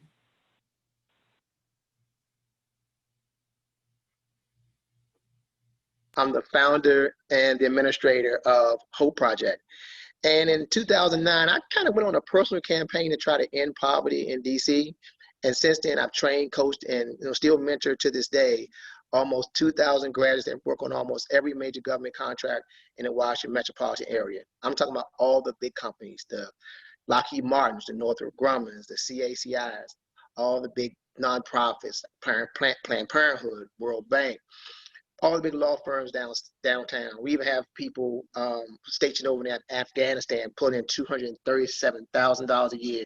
So shout out to Thaddeus for making that move for himself and his family. And he's also starting to recruit other people to do the same thing. So the one thing that I really want to focus on when we started talking about like digital inclusion, most people know me as this one-trick pony. I'm this single issue guy. I care about jobs, careers, and entrepreneurship. So almost all of my conversation today is going to lead back to jobs, careers, entrepreneurship, because my goal in this community is try to help end poverty. And we figured out a blueprint to doing that through this, this very unique training program called Hope Project. And then just one quick example of like digital inclusion. So for example, we know some 6 months to a year ago, we were really active in DC trying to recruit Amazon to DC. Although they didn't wind up landing in the city, they're still local. So all the folks in the DMV can benefit from them being there, either working for them or working for some of their partners. My job and our job in an organization like this and in a platform like this is to constantly be advocating for more IT training, more IT opportunities, because I always feel like we're like the ugly stepchild. Everybody else gets love in the city when it comes to various occupations, and they're all great, from hospitality to construction and all the others. But I'm so happy to have this platform today to talk about how we can help more people build careers in IT, gain certifications, and then we can really close the digital divide. Because when Amazon showed up, I was excited to have them come, but I didn't personally think we were ready as a city to help the hardest to serve people take advantage of a big organization like that coming to town. But I'm excited about some of the things I'm hearing. We started to build our own relationship with Amazon and their training teams and stuff like that. So I'm excited to be here, and I'm looking forward to sharing my last 12 to 15 years of expertise around IT and technology. Great, thank you, Raymond. And Stephen. Hi, good morning, everyone. My name is Steve Harrington, Director of Engagement External Affairs at the Greater Washington Partnership. For those of you who may not know, the partnership is a civic alliance of CEOs and other entrepreneurs representing the capital region. We define the region as from Richmond to Baltimore. It's a little bit wider than typically defined to date. In terms of what we think of in terms of digital inclusion, we see it as a game changer for the region. Raymond talked about Amazon. I'm sure we're going to talk about a little bit more about that later on today. How do we make sure that individuals across the region, regardless of race, ethnicity, geographic location, have access to those jobs that Amazon's bringing to 125 and more income brackets? And how do we make sure that school systems and others across the region have access to the tools that they need in order so that children and students that are coming up have the opportunities to do and create the great things that Amanda was talking about earlier. So really looking forward to engaging in this discussion and additionally providing more about the business and employer lens. So thank you, Yvette. Well, thank you. So let's unpack this a little bit more. From your vantage point, each of you, can you talk a little bit about how the digital divide is both a local and a regional issue? Whoever wants to kick it off, you can start. I'm happy to go first. So it is local. It's actually global. I remember in the 9th grade, my English teacher told me, Raymond, you're going to grow up in a global economy. So it really is global. We can definitely just focus on local and regional. And a good example for me on the career and the job side is we have recruiters that are now reaching out to us, primarily because of the pandemic. We all are starting to work remotely. So now I'm getting calls from Tech Systems, Randstad, and a bunch of other recruiters and staffing agencies trying to recruit people in Norfolk and Richmond. Why is that? Because they're going to allow people to work remotely. There was a time when if you're going to work down there, you literally be packing up and leaving DC area and going down there. I have students now literally are taking their $85,000 jobs that have become 100% remote because people have become comfortable with paying somebody $85,000 and not seeing them in person anymore. And they're moving to the South. One of the students going to Greensboro, North Carolina. He's just going to pack up and go back down there because that's where he went to college, but he's going to maintain his job here in DC. And we all know that you can probably live pretty good on $85,000 in Greensboro versus up here, you're still in a 1-bedroom apartment and probably can't afford a car and insurance. That's just a good example of the regional and locally when it comes to digital divide and digital inclusion, having people have access to do things outside of a physical location anymore. And I'm going to constantly champion that because when the pandemic hit, my 2,000 graduates, not a single one of them lost their job. Not a lot of programs or a lot of people can say that they have helped 2,000 people gain employment in a particular industry, and due to the pandemic, no one lost their job. As a matter of fact, the graduates are getting constantly bombarded by recruiters asking for resumes to take, on other positions, and they're excited because the demand is so high, they're able to negotiate much higher salaries. And remember, for me, it's all about jobs, careers, and entrepreneurship.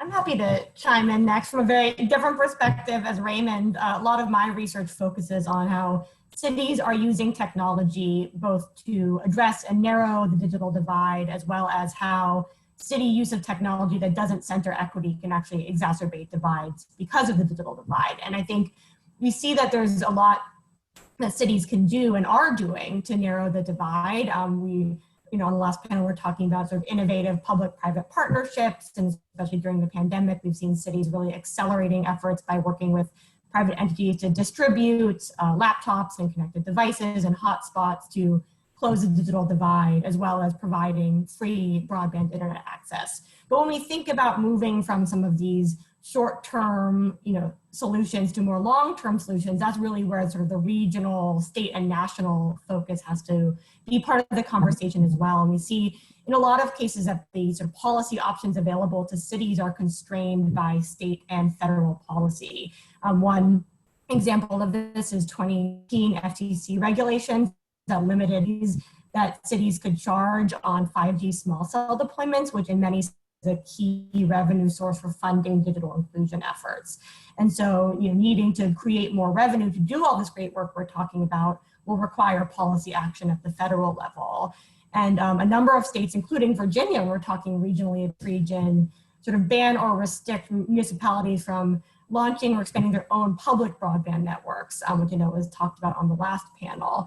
For example, in Virginia, municipalities can provide services that are at rates lower to what the private incumbents will provide. And so that, takes away tools that could be in the toolkit for cities to lower the gap of the digital divide. So I think when we think about solutions and sort of providing long-term changes to close the digital divide, we need to think both at a local level, but also a regional, state, and even federal level as well.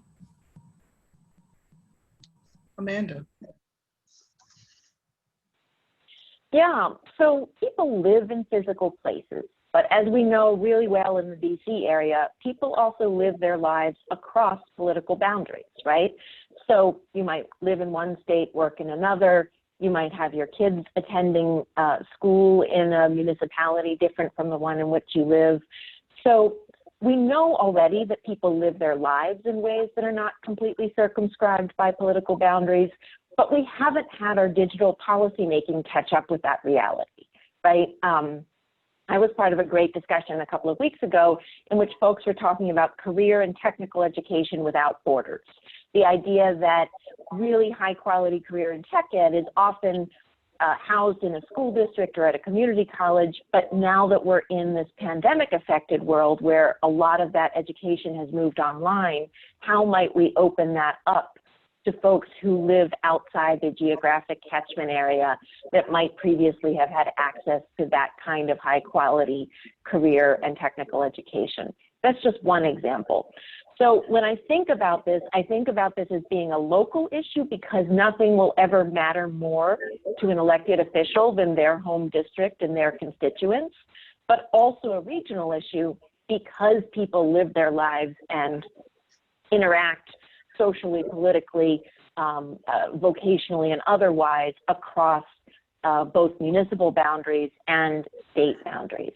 So when we think about good policy, we want there to be good policy coming down from the federal level with enough investment that local and regional areas can sort of incorporate the flexibility they need to support workers. I thought Raymond's point was really important, right? We have all these folks now who are newly flexible in their jobs, and they're choosing where they're going to live. And so they might be bringing their expertise back to a community that perhaps they grew up in but haven't been able to live in previously. Maybe they went away for an education. So how do we tap into that? How do we, in the best possible sense of the word, kind of add momentum and really exploit, not in the negative sense, but in the positive sense, the expertise that people are bringing and the energy and initiative and frankly, the ability to think across industries and across occupations, right? Somebody might have expertise in working in IT in the financial sector or in the healthcare sector, and then they move back to a community, they're working remotely, but they become a resource person for other people in that community who might want to move into that field. We often hear the saying, you can't be what you can't see, right? When people move into a community where perhaps there have been fewer folks who followed that career path, and they become what, in the wonderful words of Janet Mock, is called a possibility model, right? Not a role model, but a possibility model. This is a possibility for what your adult life could look like. That's incredibly valuable in terms of helping folks think about paths towards occupational digital literacy and careers that really allow them to earn family-sustaining wages. So when I think about digital inclusion policy being both a local and a regional issue, those are some of the issues that come to mind for me. Excellent. I like that. The possibility model. I like that. And also this idea that it is the fluidity. Just because we focus so much that we want to retain people. We do want people, Black and brown residents, to reside and remain in the district. But if they leave, their connectivity to the district doesn't end.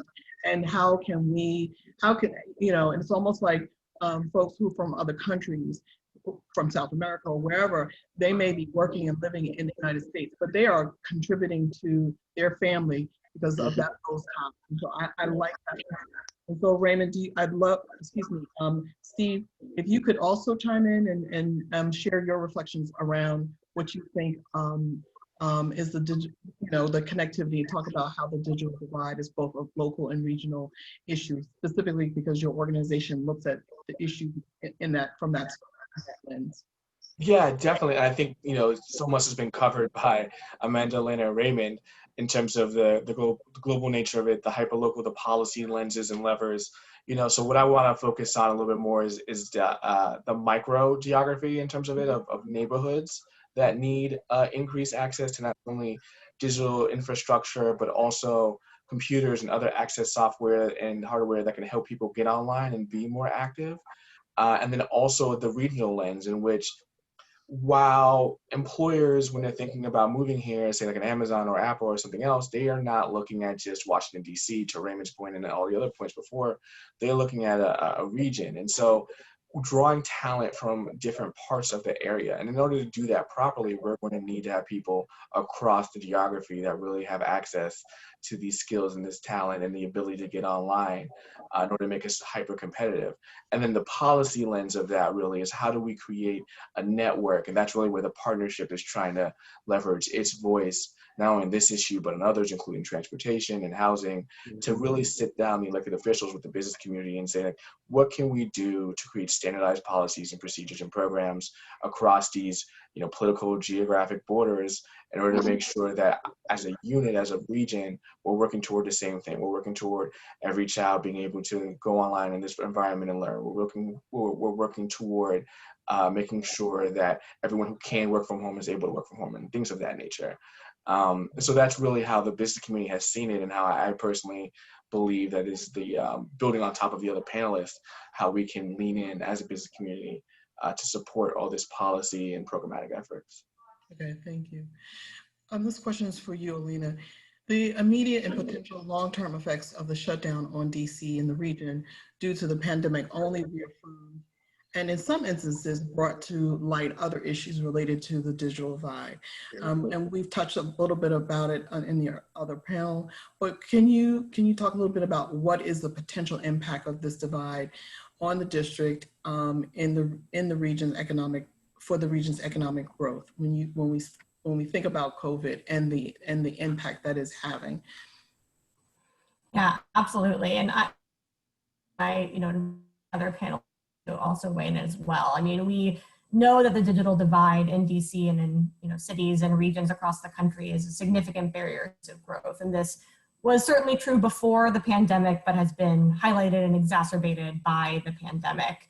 And we've seen that folks trying to work remotely, to telework, to attend school and complete their homework remotely, need connectivity to do all of those things. And yet The digital divide, as we know in DC, like many cities across the country, disproportionately affects Black communities. I know in DC, for example, the sort of average home broadband adoption in wards 5, 7, and 8 is 20 percentage points lower than in the other wards. And so when we think about, barriers to engaging in the workplace, and also, using, as Amanda was saying, all of the ingenuity and opportunities and human capital that people have to fully participate, that the digital divide is a key barrier. I also want to highlight a couple other ways in which the digital divide is, impeding sort of inclusive economic growth. Some of this comes from a survey that the Urban Institute did back in May, where we asked city officials across the US about how they were using technology during the pandemic. And I think one thing that we heard from a lot of folks is, in addition to barriers for job seekers, there are also considerable barriers for businesses that may not have internet connectivity, and that for many businesses without an online presence, which are largely in low communities or communities of color, they were most struggling to adapt during the pandemic. And this is compounded by cities moving some of the services that support these small businesses, like permitting and licensing, online, which creates an additional barrier for entrepreneurs or small business owners to fully participate when they don't have that connectivity.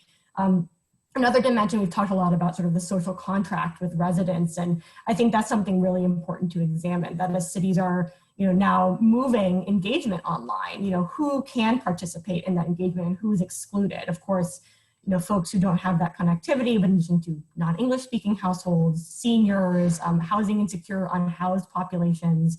And we know that when these groups are underrepresented in the dialogues and conversations that shape economic policy, they're less likely to be served by that policy. And so when we think about recovery efforts from COVID-19 or economic growth policy moving forward, how do we make sure that these folks' voices are really included and at the table in shaping the policy and outcomes?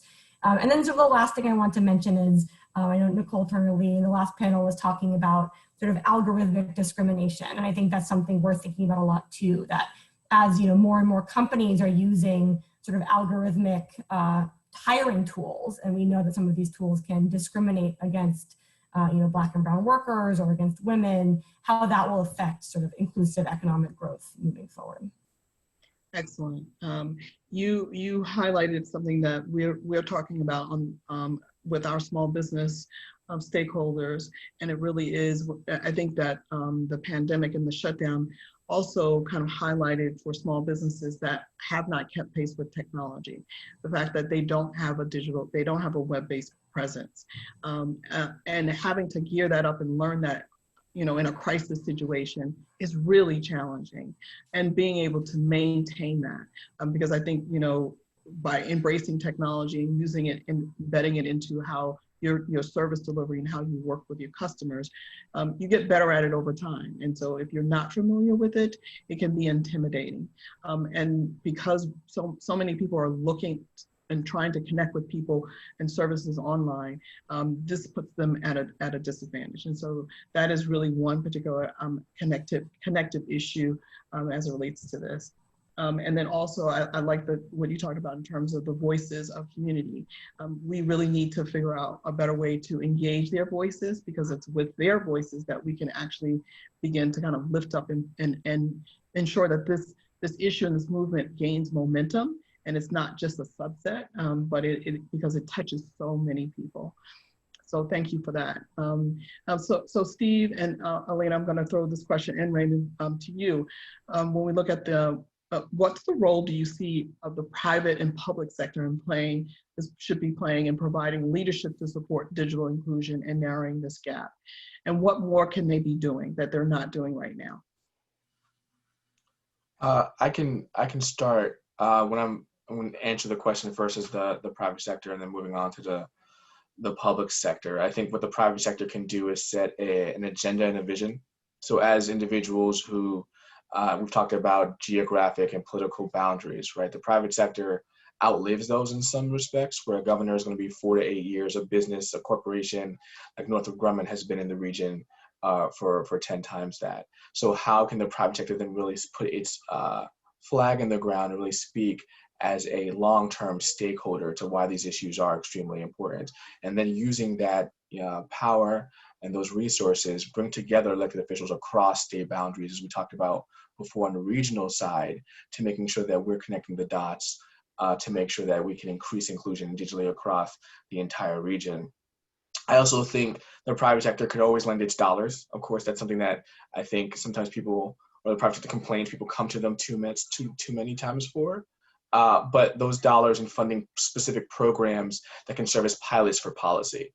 So in that lens, I'll talk about our Capital Collab a little bit. We have another sub-project in which we're working with 5 jurisdictions across the region: Prince George's, Montgomery, the district, Baltimore City, and Fairfax County, along the skills that are needed for the new digital economy. So that's not entirely within the realm of digital inclusion exactly, but helping those students really understand what skills are going to be needed for them to get the high-paying jobs. And that is from the private sector really outlining the KSAs, the knowledge, skills, and abilities that they see are necessary to get the machine learning jobs, the engineering jobs of the future. And then I think if you want to think more flexibly from the private sector, you can think about benefits, right? So everyone, not everyone, but a lot of people here probably had transit benefits before the shutdown, really. So how can you think about electronic benefits? How can you think about digital benefits? Is it broadband, or extra computers, more digital access? Like, what could it be as a part of the overall package that you give to employees that really can trickle down to families so that they can have the tools necessary in order to really to plug in more to the economy. On the public sector side, I think it's just a willingness to invest dollars, and I know that's extremely difficult right now, but also to take the pilots that the private sector and potentially philanthropy are really doing and really attune them, because the private sector, while willing to spend dollars or while willing to really do some of these pilots, are not the end all be all in terms of implementation, and not usually, honestly, the best in terms of what makes sense for the entire population. So really taking those learnings and then applying it to a more public lens to make sure that these programs are truly inclusive and really help everyone across the income spectrum and geographical spectrum get the skills and the materials that they need. Thanks.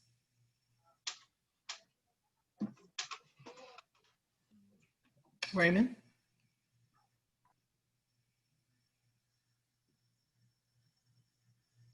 So on the public side, let's talk about the employers. So what I would love for them to do more of, and we've started to do this ourselves within our organization, have them become bigger advocates when it comes to city council, the mayor's office. So for example, I like to give examples or tell stories. I think it helps me explain what we've built and how it can impact. So we've recruited some of our biggest and best partners. I'm talking about the ones that have the contracts at the Pentagon, the contracts where they've hired 50, 60 graduates and paid them $50,000 almost right out of the classroom, and it came with a secret clearance. We asked Sean Conner from 22nd Century to go downtown and testify, not just on our behalf, but behalf of IT training and opportunities for more young adults, 18 to 24. Did a great job. So my goal is to find the Cevatechs, the CACIs, and convince them to get in front of the council and the mayor and make them aware of the opportunities that really do exist for kids right out of high school or maybe a year or two of college. Because I just feel we still haven't convinced a lot of people who are the decision makers for funding for training programs like Hope Project, Byte Back, and others, that kids with a 9th grade reading level can still work at khaki. How do I know that, and why can I advocate for that? Because we put people there, hundreds of them that are that's their situation. So on the private side, I'm sorry, on the public side, in terms of council, mayor, and ANCs and everybody else, if we can get to the point where they would believe in IT, I still feel like it's a stepchild to other industries. And this is after me, the last 10 years, constantly producing like ridiculous numbers in terms of credentials and, more importantly, putting people to work. So I would love to see a panel of folks like myself and people from Byte Back and Joe Wynn from the Vets group, and someone from maybe Miss Robeson's office, OIC organization, to be able to sit at the table and be a part of how funding gets distributed and how you determine success within the programs. Because my biggest fear is that all these talented training providers, they're going to, especially now with the pandemic, they're going to start going away because they can't afford to remain in existence because of the way things are set up. And I think it's just a matter of the public sector not being educated enough about how this stuff really works. The biggest example I can give you, and I'll shut up after this, is we get a lot of our training dollars that we overfunded, and there's all kinds of guidelines. Those guidelines have prevented us from helping kids at times, and it drives me crazy. It brings tears to my eyes when we can't include a kid because they don't meet the criteria. Maybe they don't have enough barriers to be eligible, but if they don't get in a program like ours, they're going to have those barriers, meaning justice involved, and homelessness and all these other kind of issues that people face. So that would be my response to public and private and how they can help. Can you give an example of another example in terms of how WIOA or some of these policies that are in place to improve the systems and how they can actually work against us, because there's this sliver or this population. Yes, and I'm gonna try not to cry when I share with you. We had a young man in our program. He wasn't necessarily ready for the program, and in the past, when we weren't under the WIOA guidelines, we could continue to work with that kid for the entire 6 months. But under the WIOA guidelines, we are under pressure to perform. So we get 1 week to determine whether or not a young person is a good fit. And we wanted to give him a chance. We rolled the dice with him. He proved to us that he wasn't ready. So we had to let him go. In the past, we would have kept that person because we had additional funding, which means we had additional staff to support a young person that had very unique challenges. The saddest part, this young man's mom begged me to allow him to stay in the program. I'm talking real tears. She was telling me about how he had grew up, all the different tragedies that happened in his life and people's lives around him. She said, Mr. Bell, I don't even care if he doesn't even get a job in IT. I don't care if he doesn't get a credential.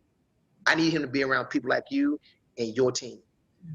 We still couldn't keep him because of those WIOA guidelines, because if we don't meet the guidelines, we may not be able to get a class the following year. We had to dismiss the young man from the program. Less than 3 months, he got shot and killed on 8th and H Northeast. Yes. So in a sense, I feel like I have blood on my hands because I know if I could have found a way to keep them, that young man would have never returned to the streets.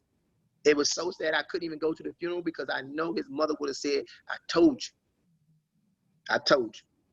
I didn't want to tell that story because I always tear up about it, because that's a real example of how policies and procedures impact real people's lives. Oh, by the way, his cousin, who was also in the class, that had similar challenges, we allowed him to stay. And of course, it didn't work out for him either because we didn't have all the resources to coach and mentor a person like that.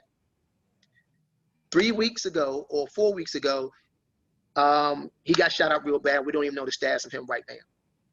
So this is real. And I need to tell these kind of stories because I want people to know this is not just names on pieces of paper. These are real human beings. And the saddest part, there were kids just like him in the earlier cohorts when we had a different kind of funding and didn't have those kind of requirements. We were able to coach and mentor them, and we all laugh about how crazy and immature they used to act back in the day, as they say. Yes. Thank you for sharing that. You're welcome. Alina, can you add to this conversation in terms of, Yeah, absolutely. Well, I mean, following up from Stephen and Raymond to your story, I think, the private companies can, provide their dollars, provide their support to, fund excellent initiatives like Raymond's work and like providing, the resources that enable these programs to serve communities and change lives. And, I think at a more macro level, we're seeing how, cities are working collaboratively with private companies to really accelerate their ability to provide resources to help students and help workers, more effectively connect during the pandemic. And cities are obtaining, new procurement authorities to enable them to move a lot faster in collaboration with these private companies than perhaps they would have before the pandemic. I think one thing that I think about a lot is sort of what's the long-term strategy that, a concern I have is these measures to, distribute hotspots and laptops and tablets are incredibly important, but not long-term solutions that really change the infrastructure of the digital divide.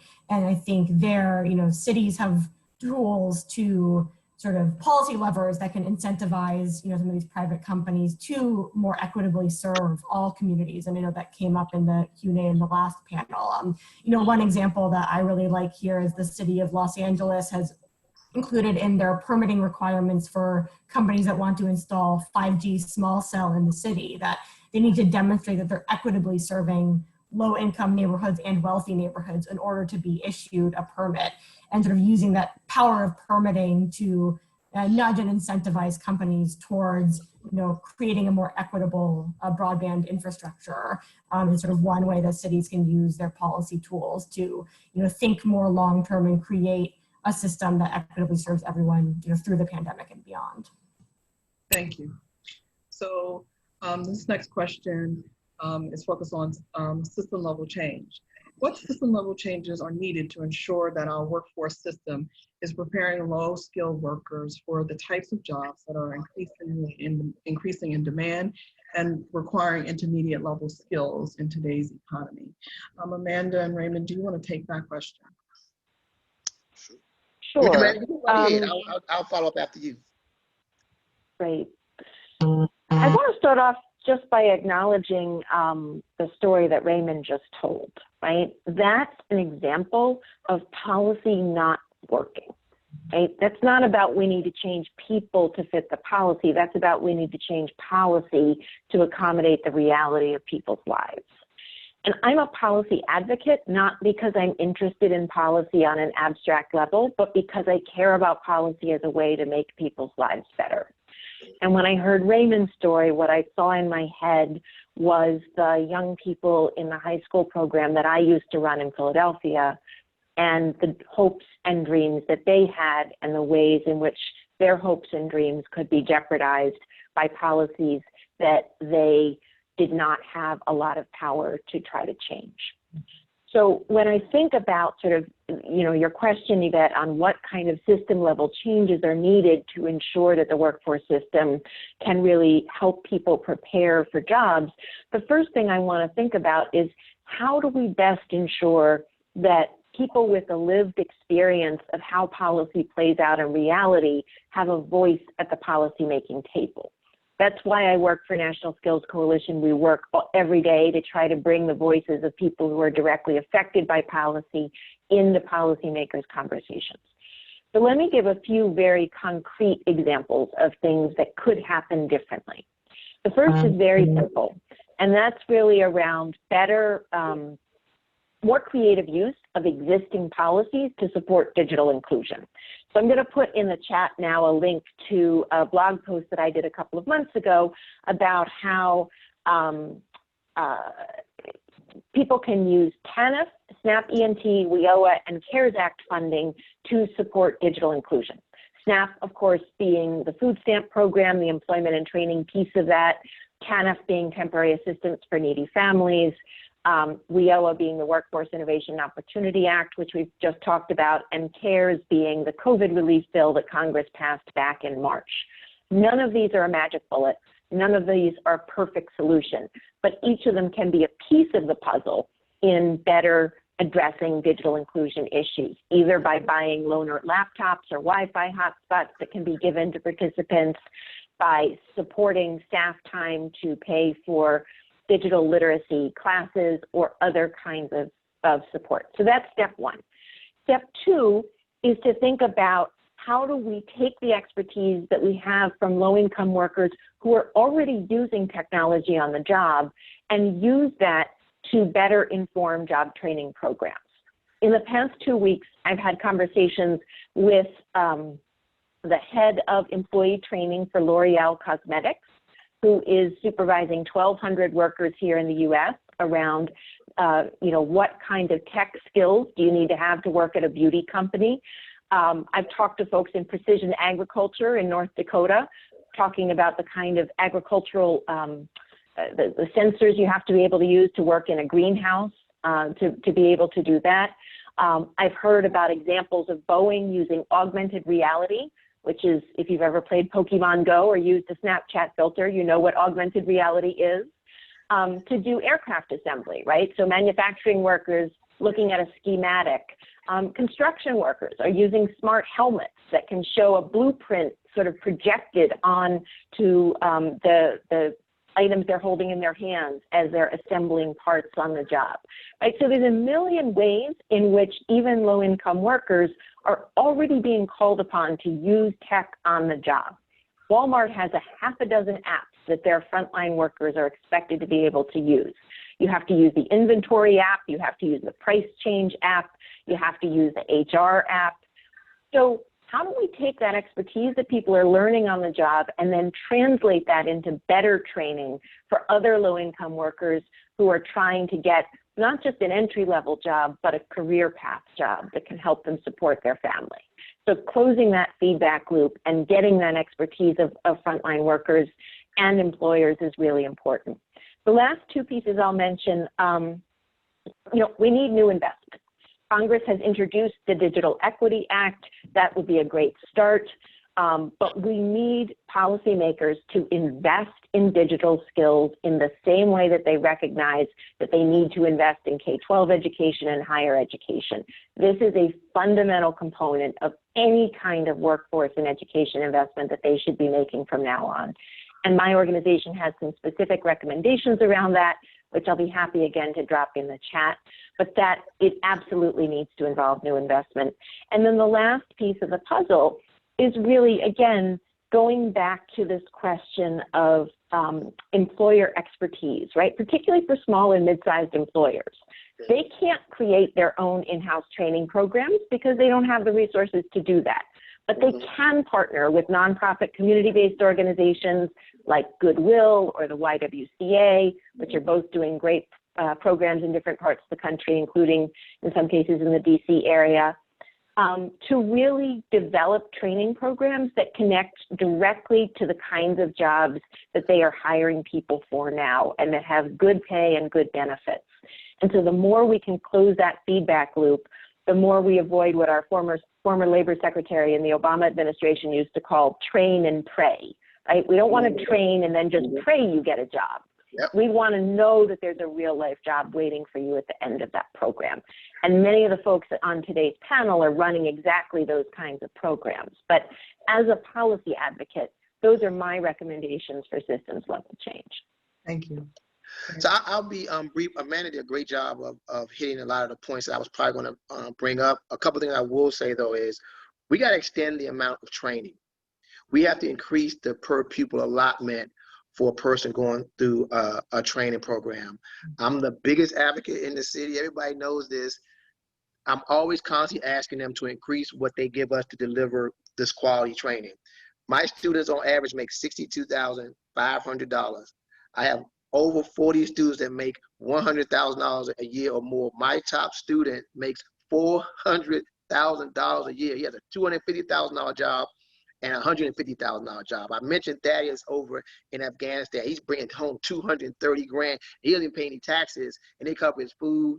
Well, he's on the base. He can't really go anywhere, and his housing. He's saving to buy a house back here in DC. He closes in October. Here's the important part to this, based on what I just said. Picture this: young man graduates from DeMatha, goes off to college. Mom and dad writes a check for $200,000 for Morehouse. He's going to pursue a career in information technology. He's down there for 4 years. His cell phone has never been off. He's never had to worry about food, housing, or anything. These kind of stories always I get emotional about because I'm living it, because I'm sitting and talking to these young men and women every day about how far they've come and trying to convince people to think better of themselves and be more aggressive about building a career. That young person that has that background, my student, the kid that went to Anacostia that's 19 or 20 years old, I get 3 to 6 months with him. We get very little resources to prepare that young person to compete against that kid that just went to Morehouse and we already know his background of resources, his parents. He's going to show up for an entry-level IT help desk job with a degree that says Morehouse, one of the top HBCUs in this country. His mom and dad wrote a check for $200,000. My student, my 20-year-old student, has to compete against him for that same entry-level job. That is not a fair fight. But the expectation is when they leave Hope Project and they go on an internship for a couple weeks or a couple months, right after that, they're going to land a job making $45,000, $50,000. The same job that kid went to Morehouse. That is not a fair fight on paper, but somehow we've been able to develop our people, young and old, it's not just young people, to compete against people with degrees in information technology, and we're winning. So if we can just get the city and this country to pour more money into developing people for careers. I'm gonna speak specifically about IT right now because it seems like all the other industries get all kinds of love.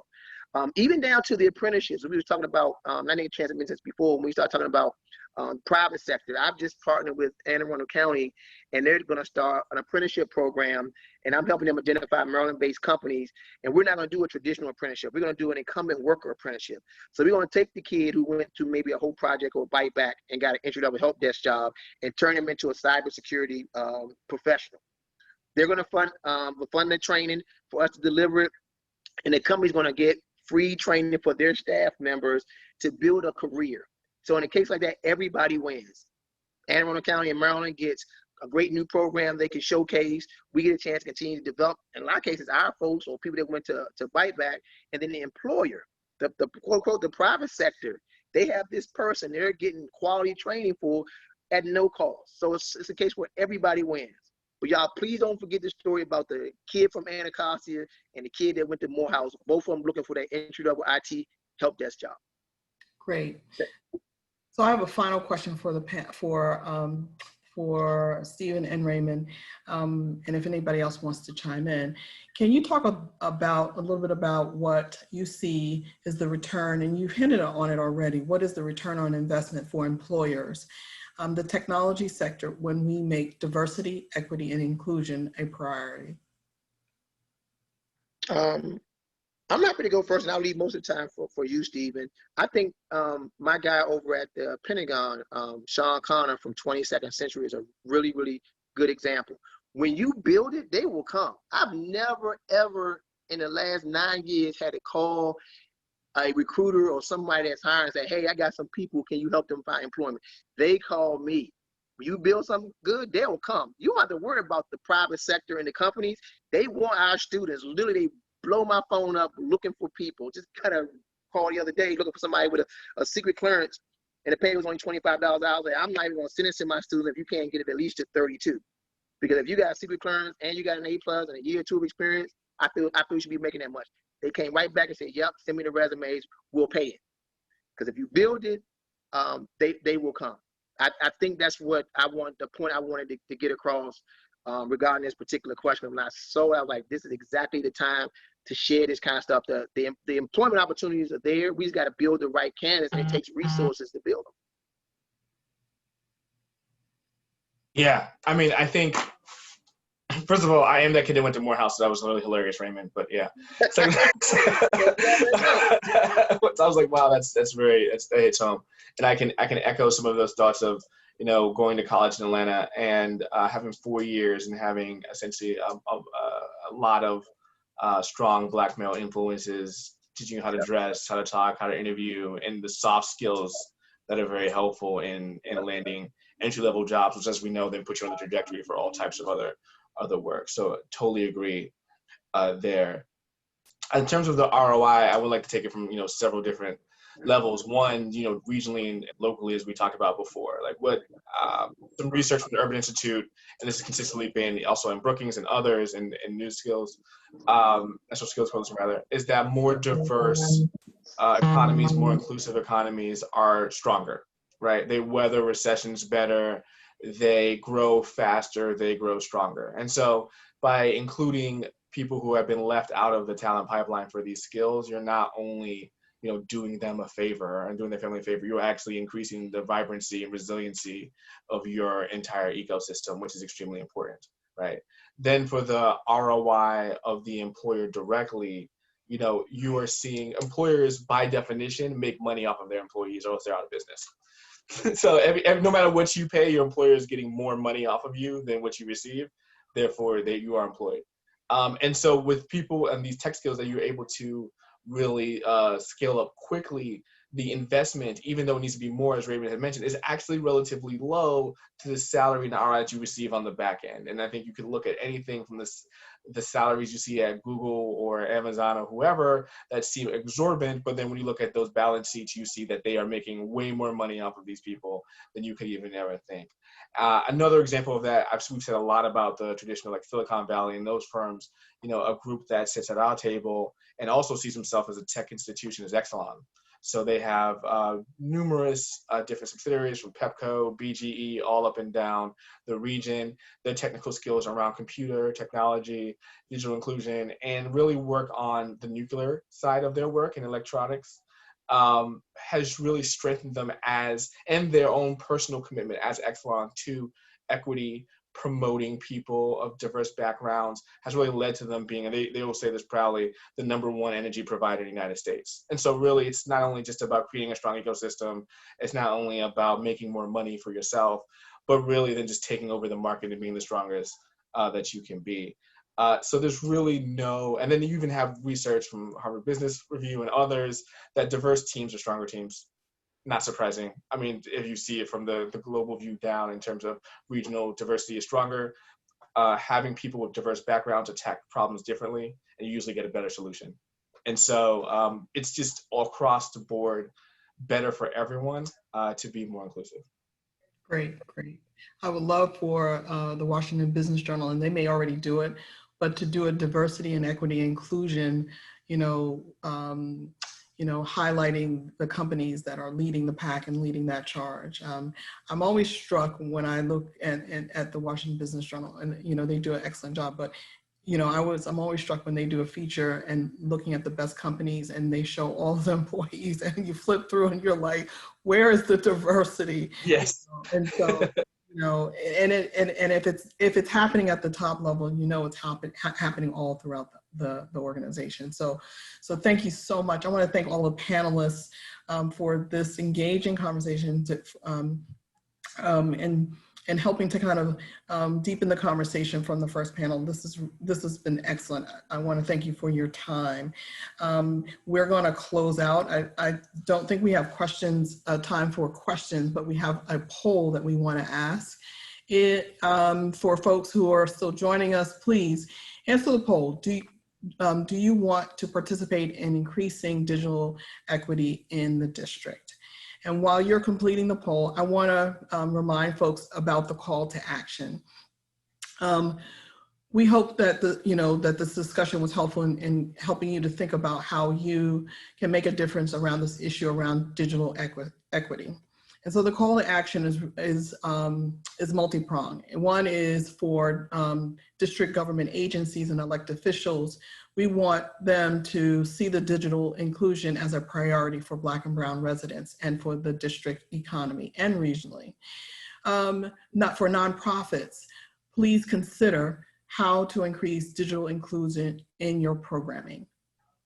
Employers and businesses, please support digital inclusion and hire graduates of programs like Byte Back and Hope Project, and help build a digital economy that includes Black and Brown residents. And then finally, individuals, we want you to stay tuned, to keep in touch with Byte Back, with CNHED, to be a part of a future campaign. We'd love for you to sign up. There was a link that was put in the chat. It may be posted again in the chat. And it's basically a form for you to kind of sign up to be a part of this campaign and part of this movement. We need all voices, all stakeholders, because we're all impacted by these issues and how it bleeds or threads throughout the whole community. And so we want to thank you again for joining us. And so I just want to show the results before we close out. So great to see that 72% of you want to join as part of the advocacy effort to advance this subject, and where you fit in this call to action. And we'll be following up with you if you please fill out the form that's dropped in the chat. As we close out, I want to encourage folks to also visit CNHED's website. We have a couple of more events taking place this week, and we are closing out the week with a conversation with corporate philanthropists. And that is actually a great conversation to participate in when we talk about this issue around digital inclusion, and to see if this is on their radar and how they can leverage their influence investments to help advance this issue. So I also want to encourage you to continue to tweet throughout the day, the hashtag Digital Equity DC. And want to thank our sponsors for Community Development Week. And we also want to just thank our partnership with both Byte Back and with Byte Back and Capital Clubhouse. Thank you all. Thank you to all the panelists, and thank you for an excellent conversation. So let's sign up and stay involved in this digital equity movement. Thank you. Thank you. Thank you. Great job, guys. Thanks, everyone. Thank you.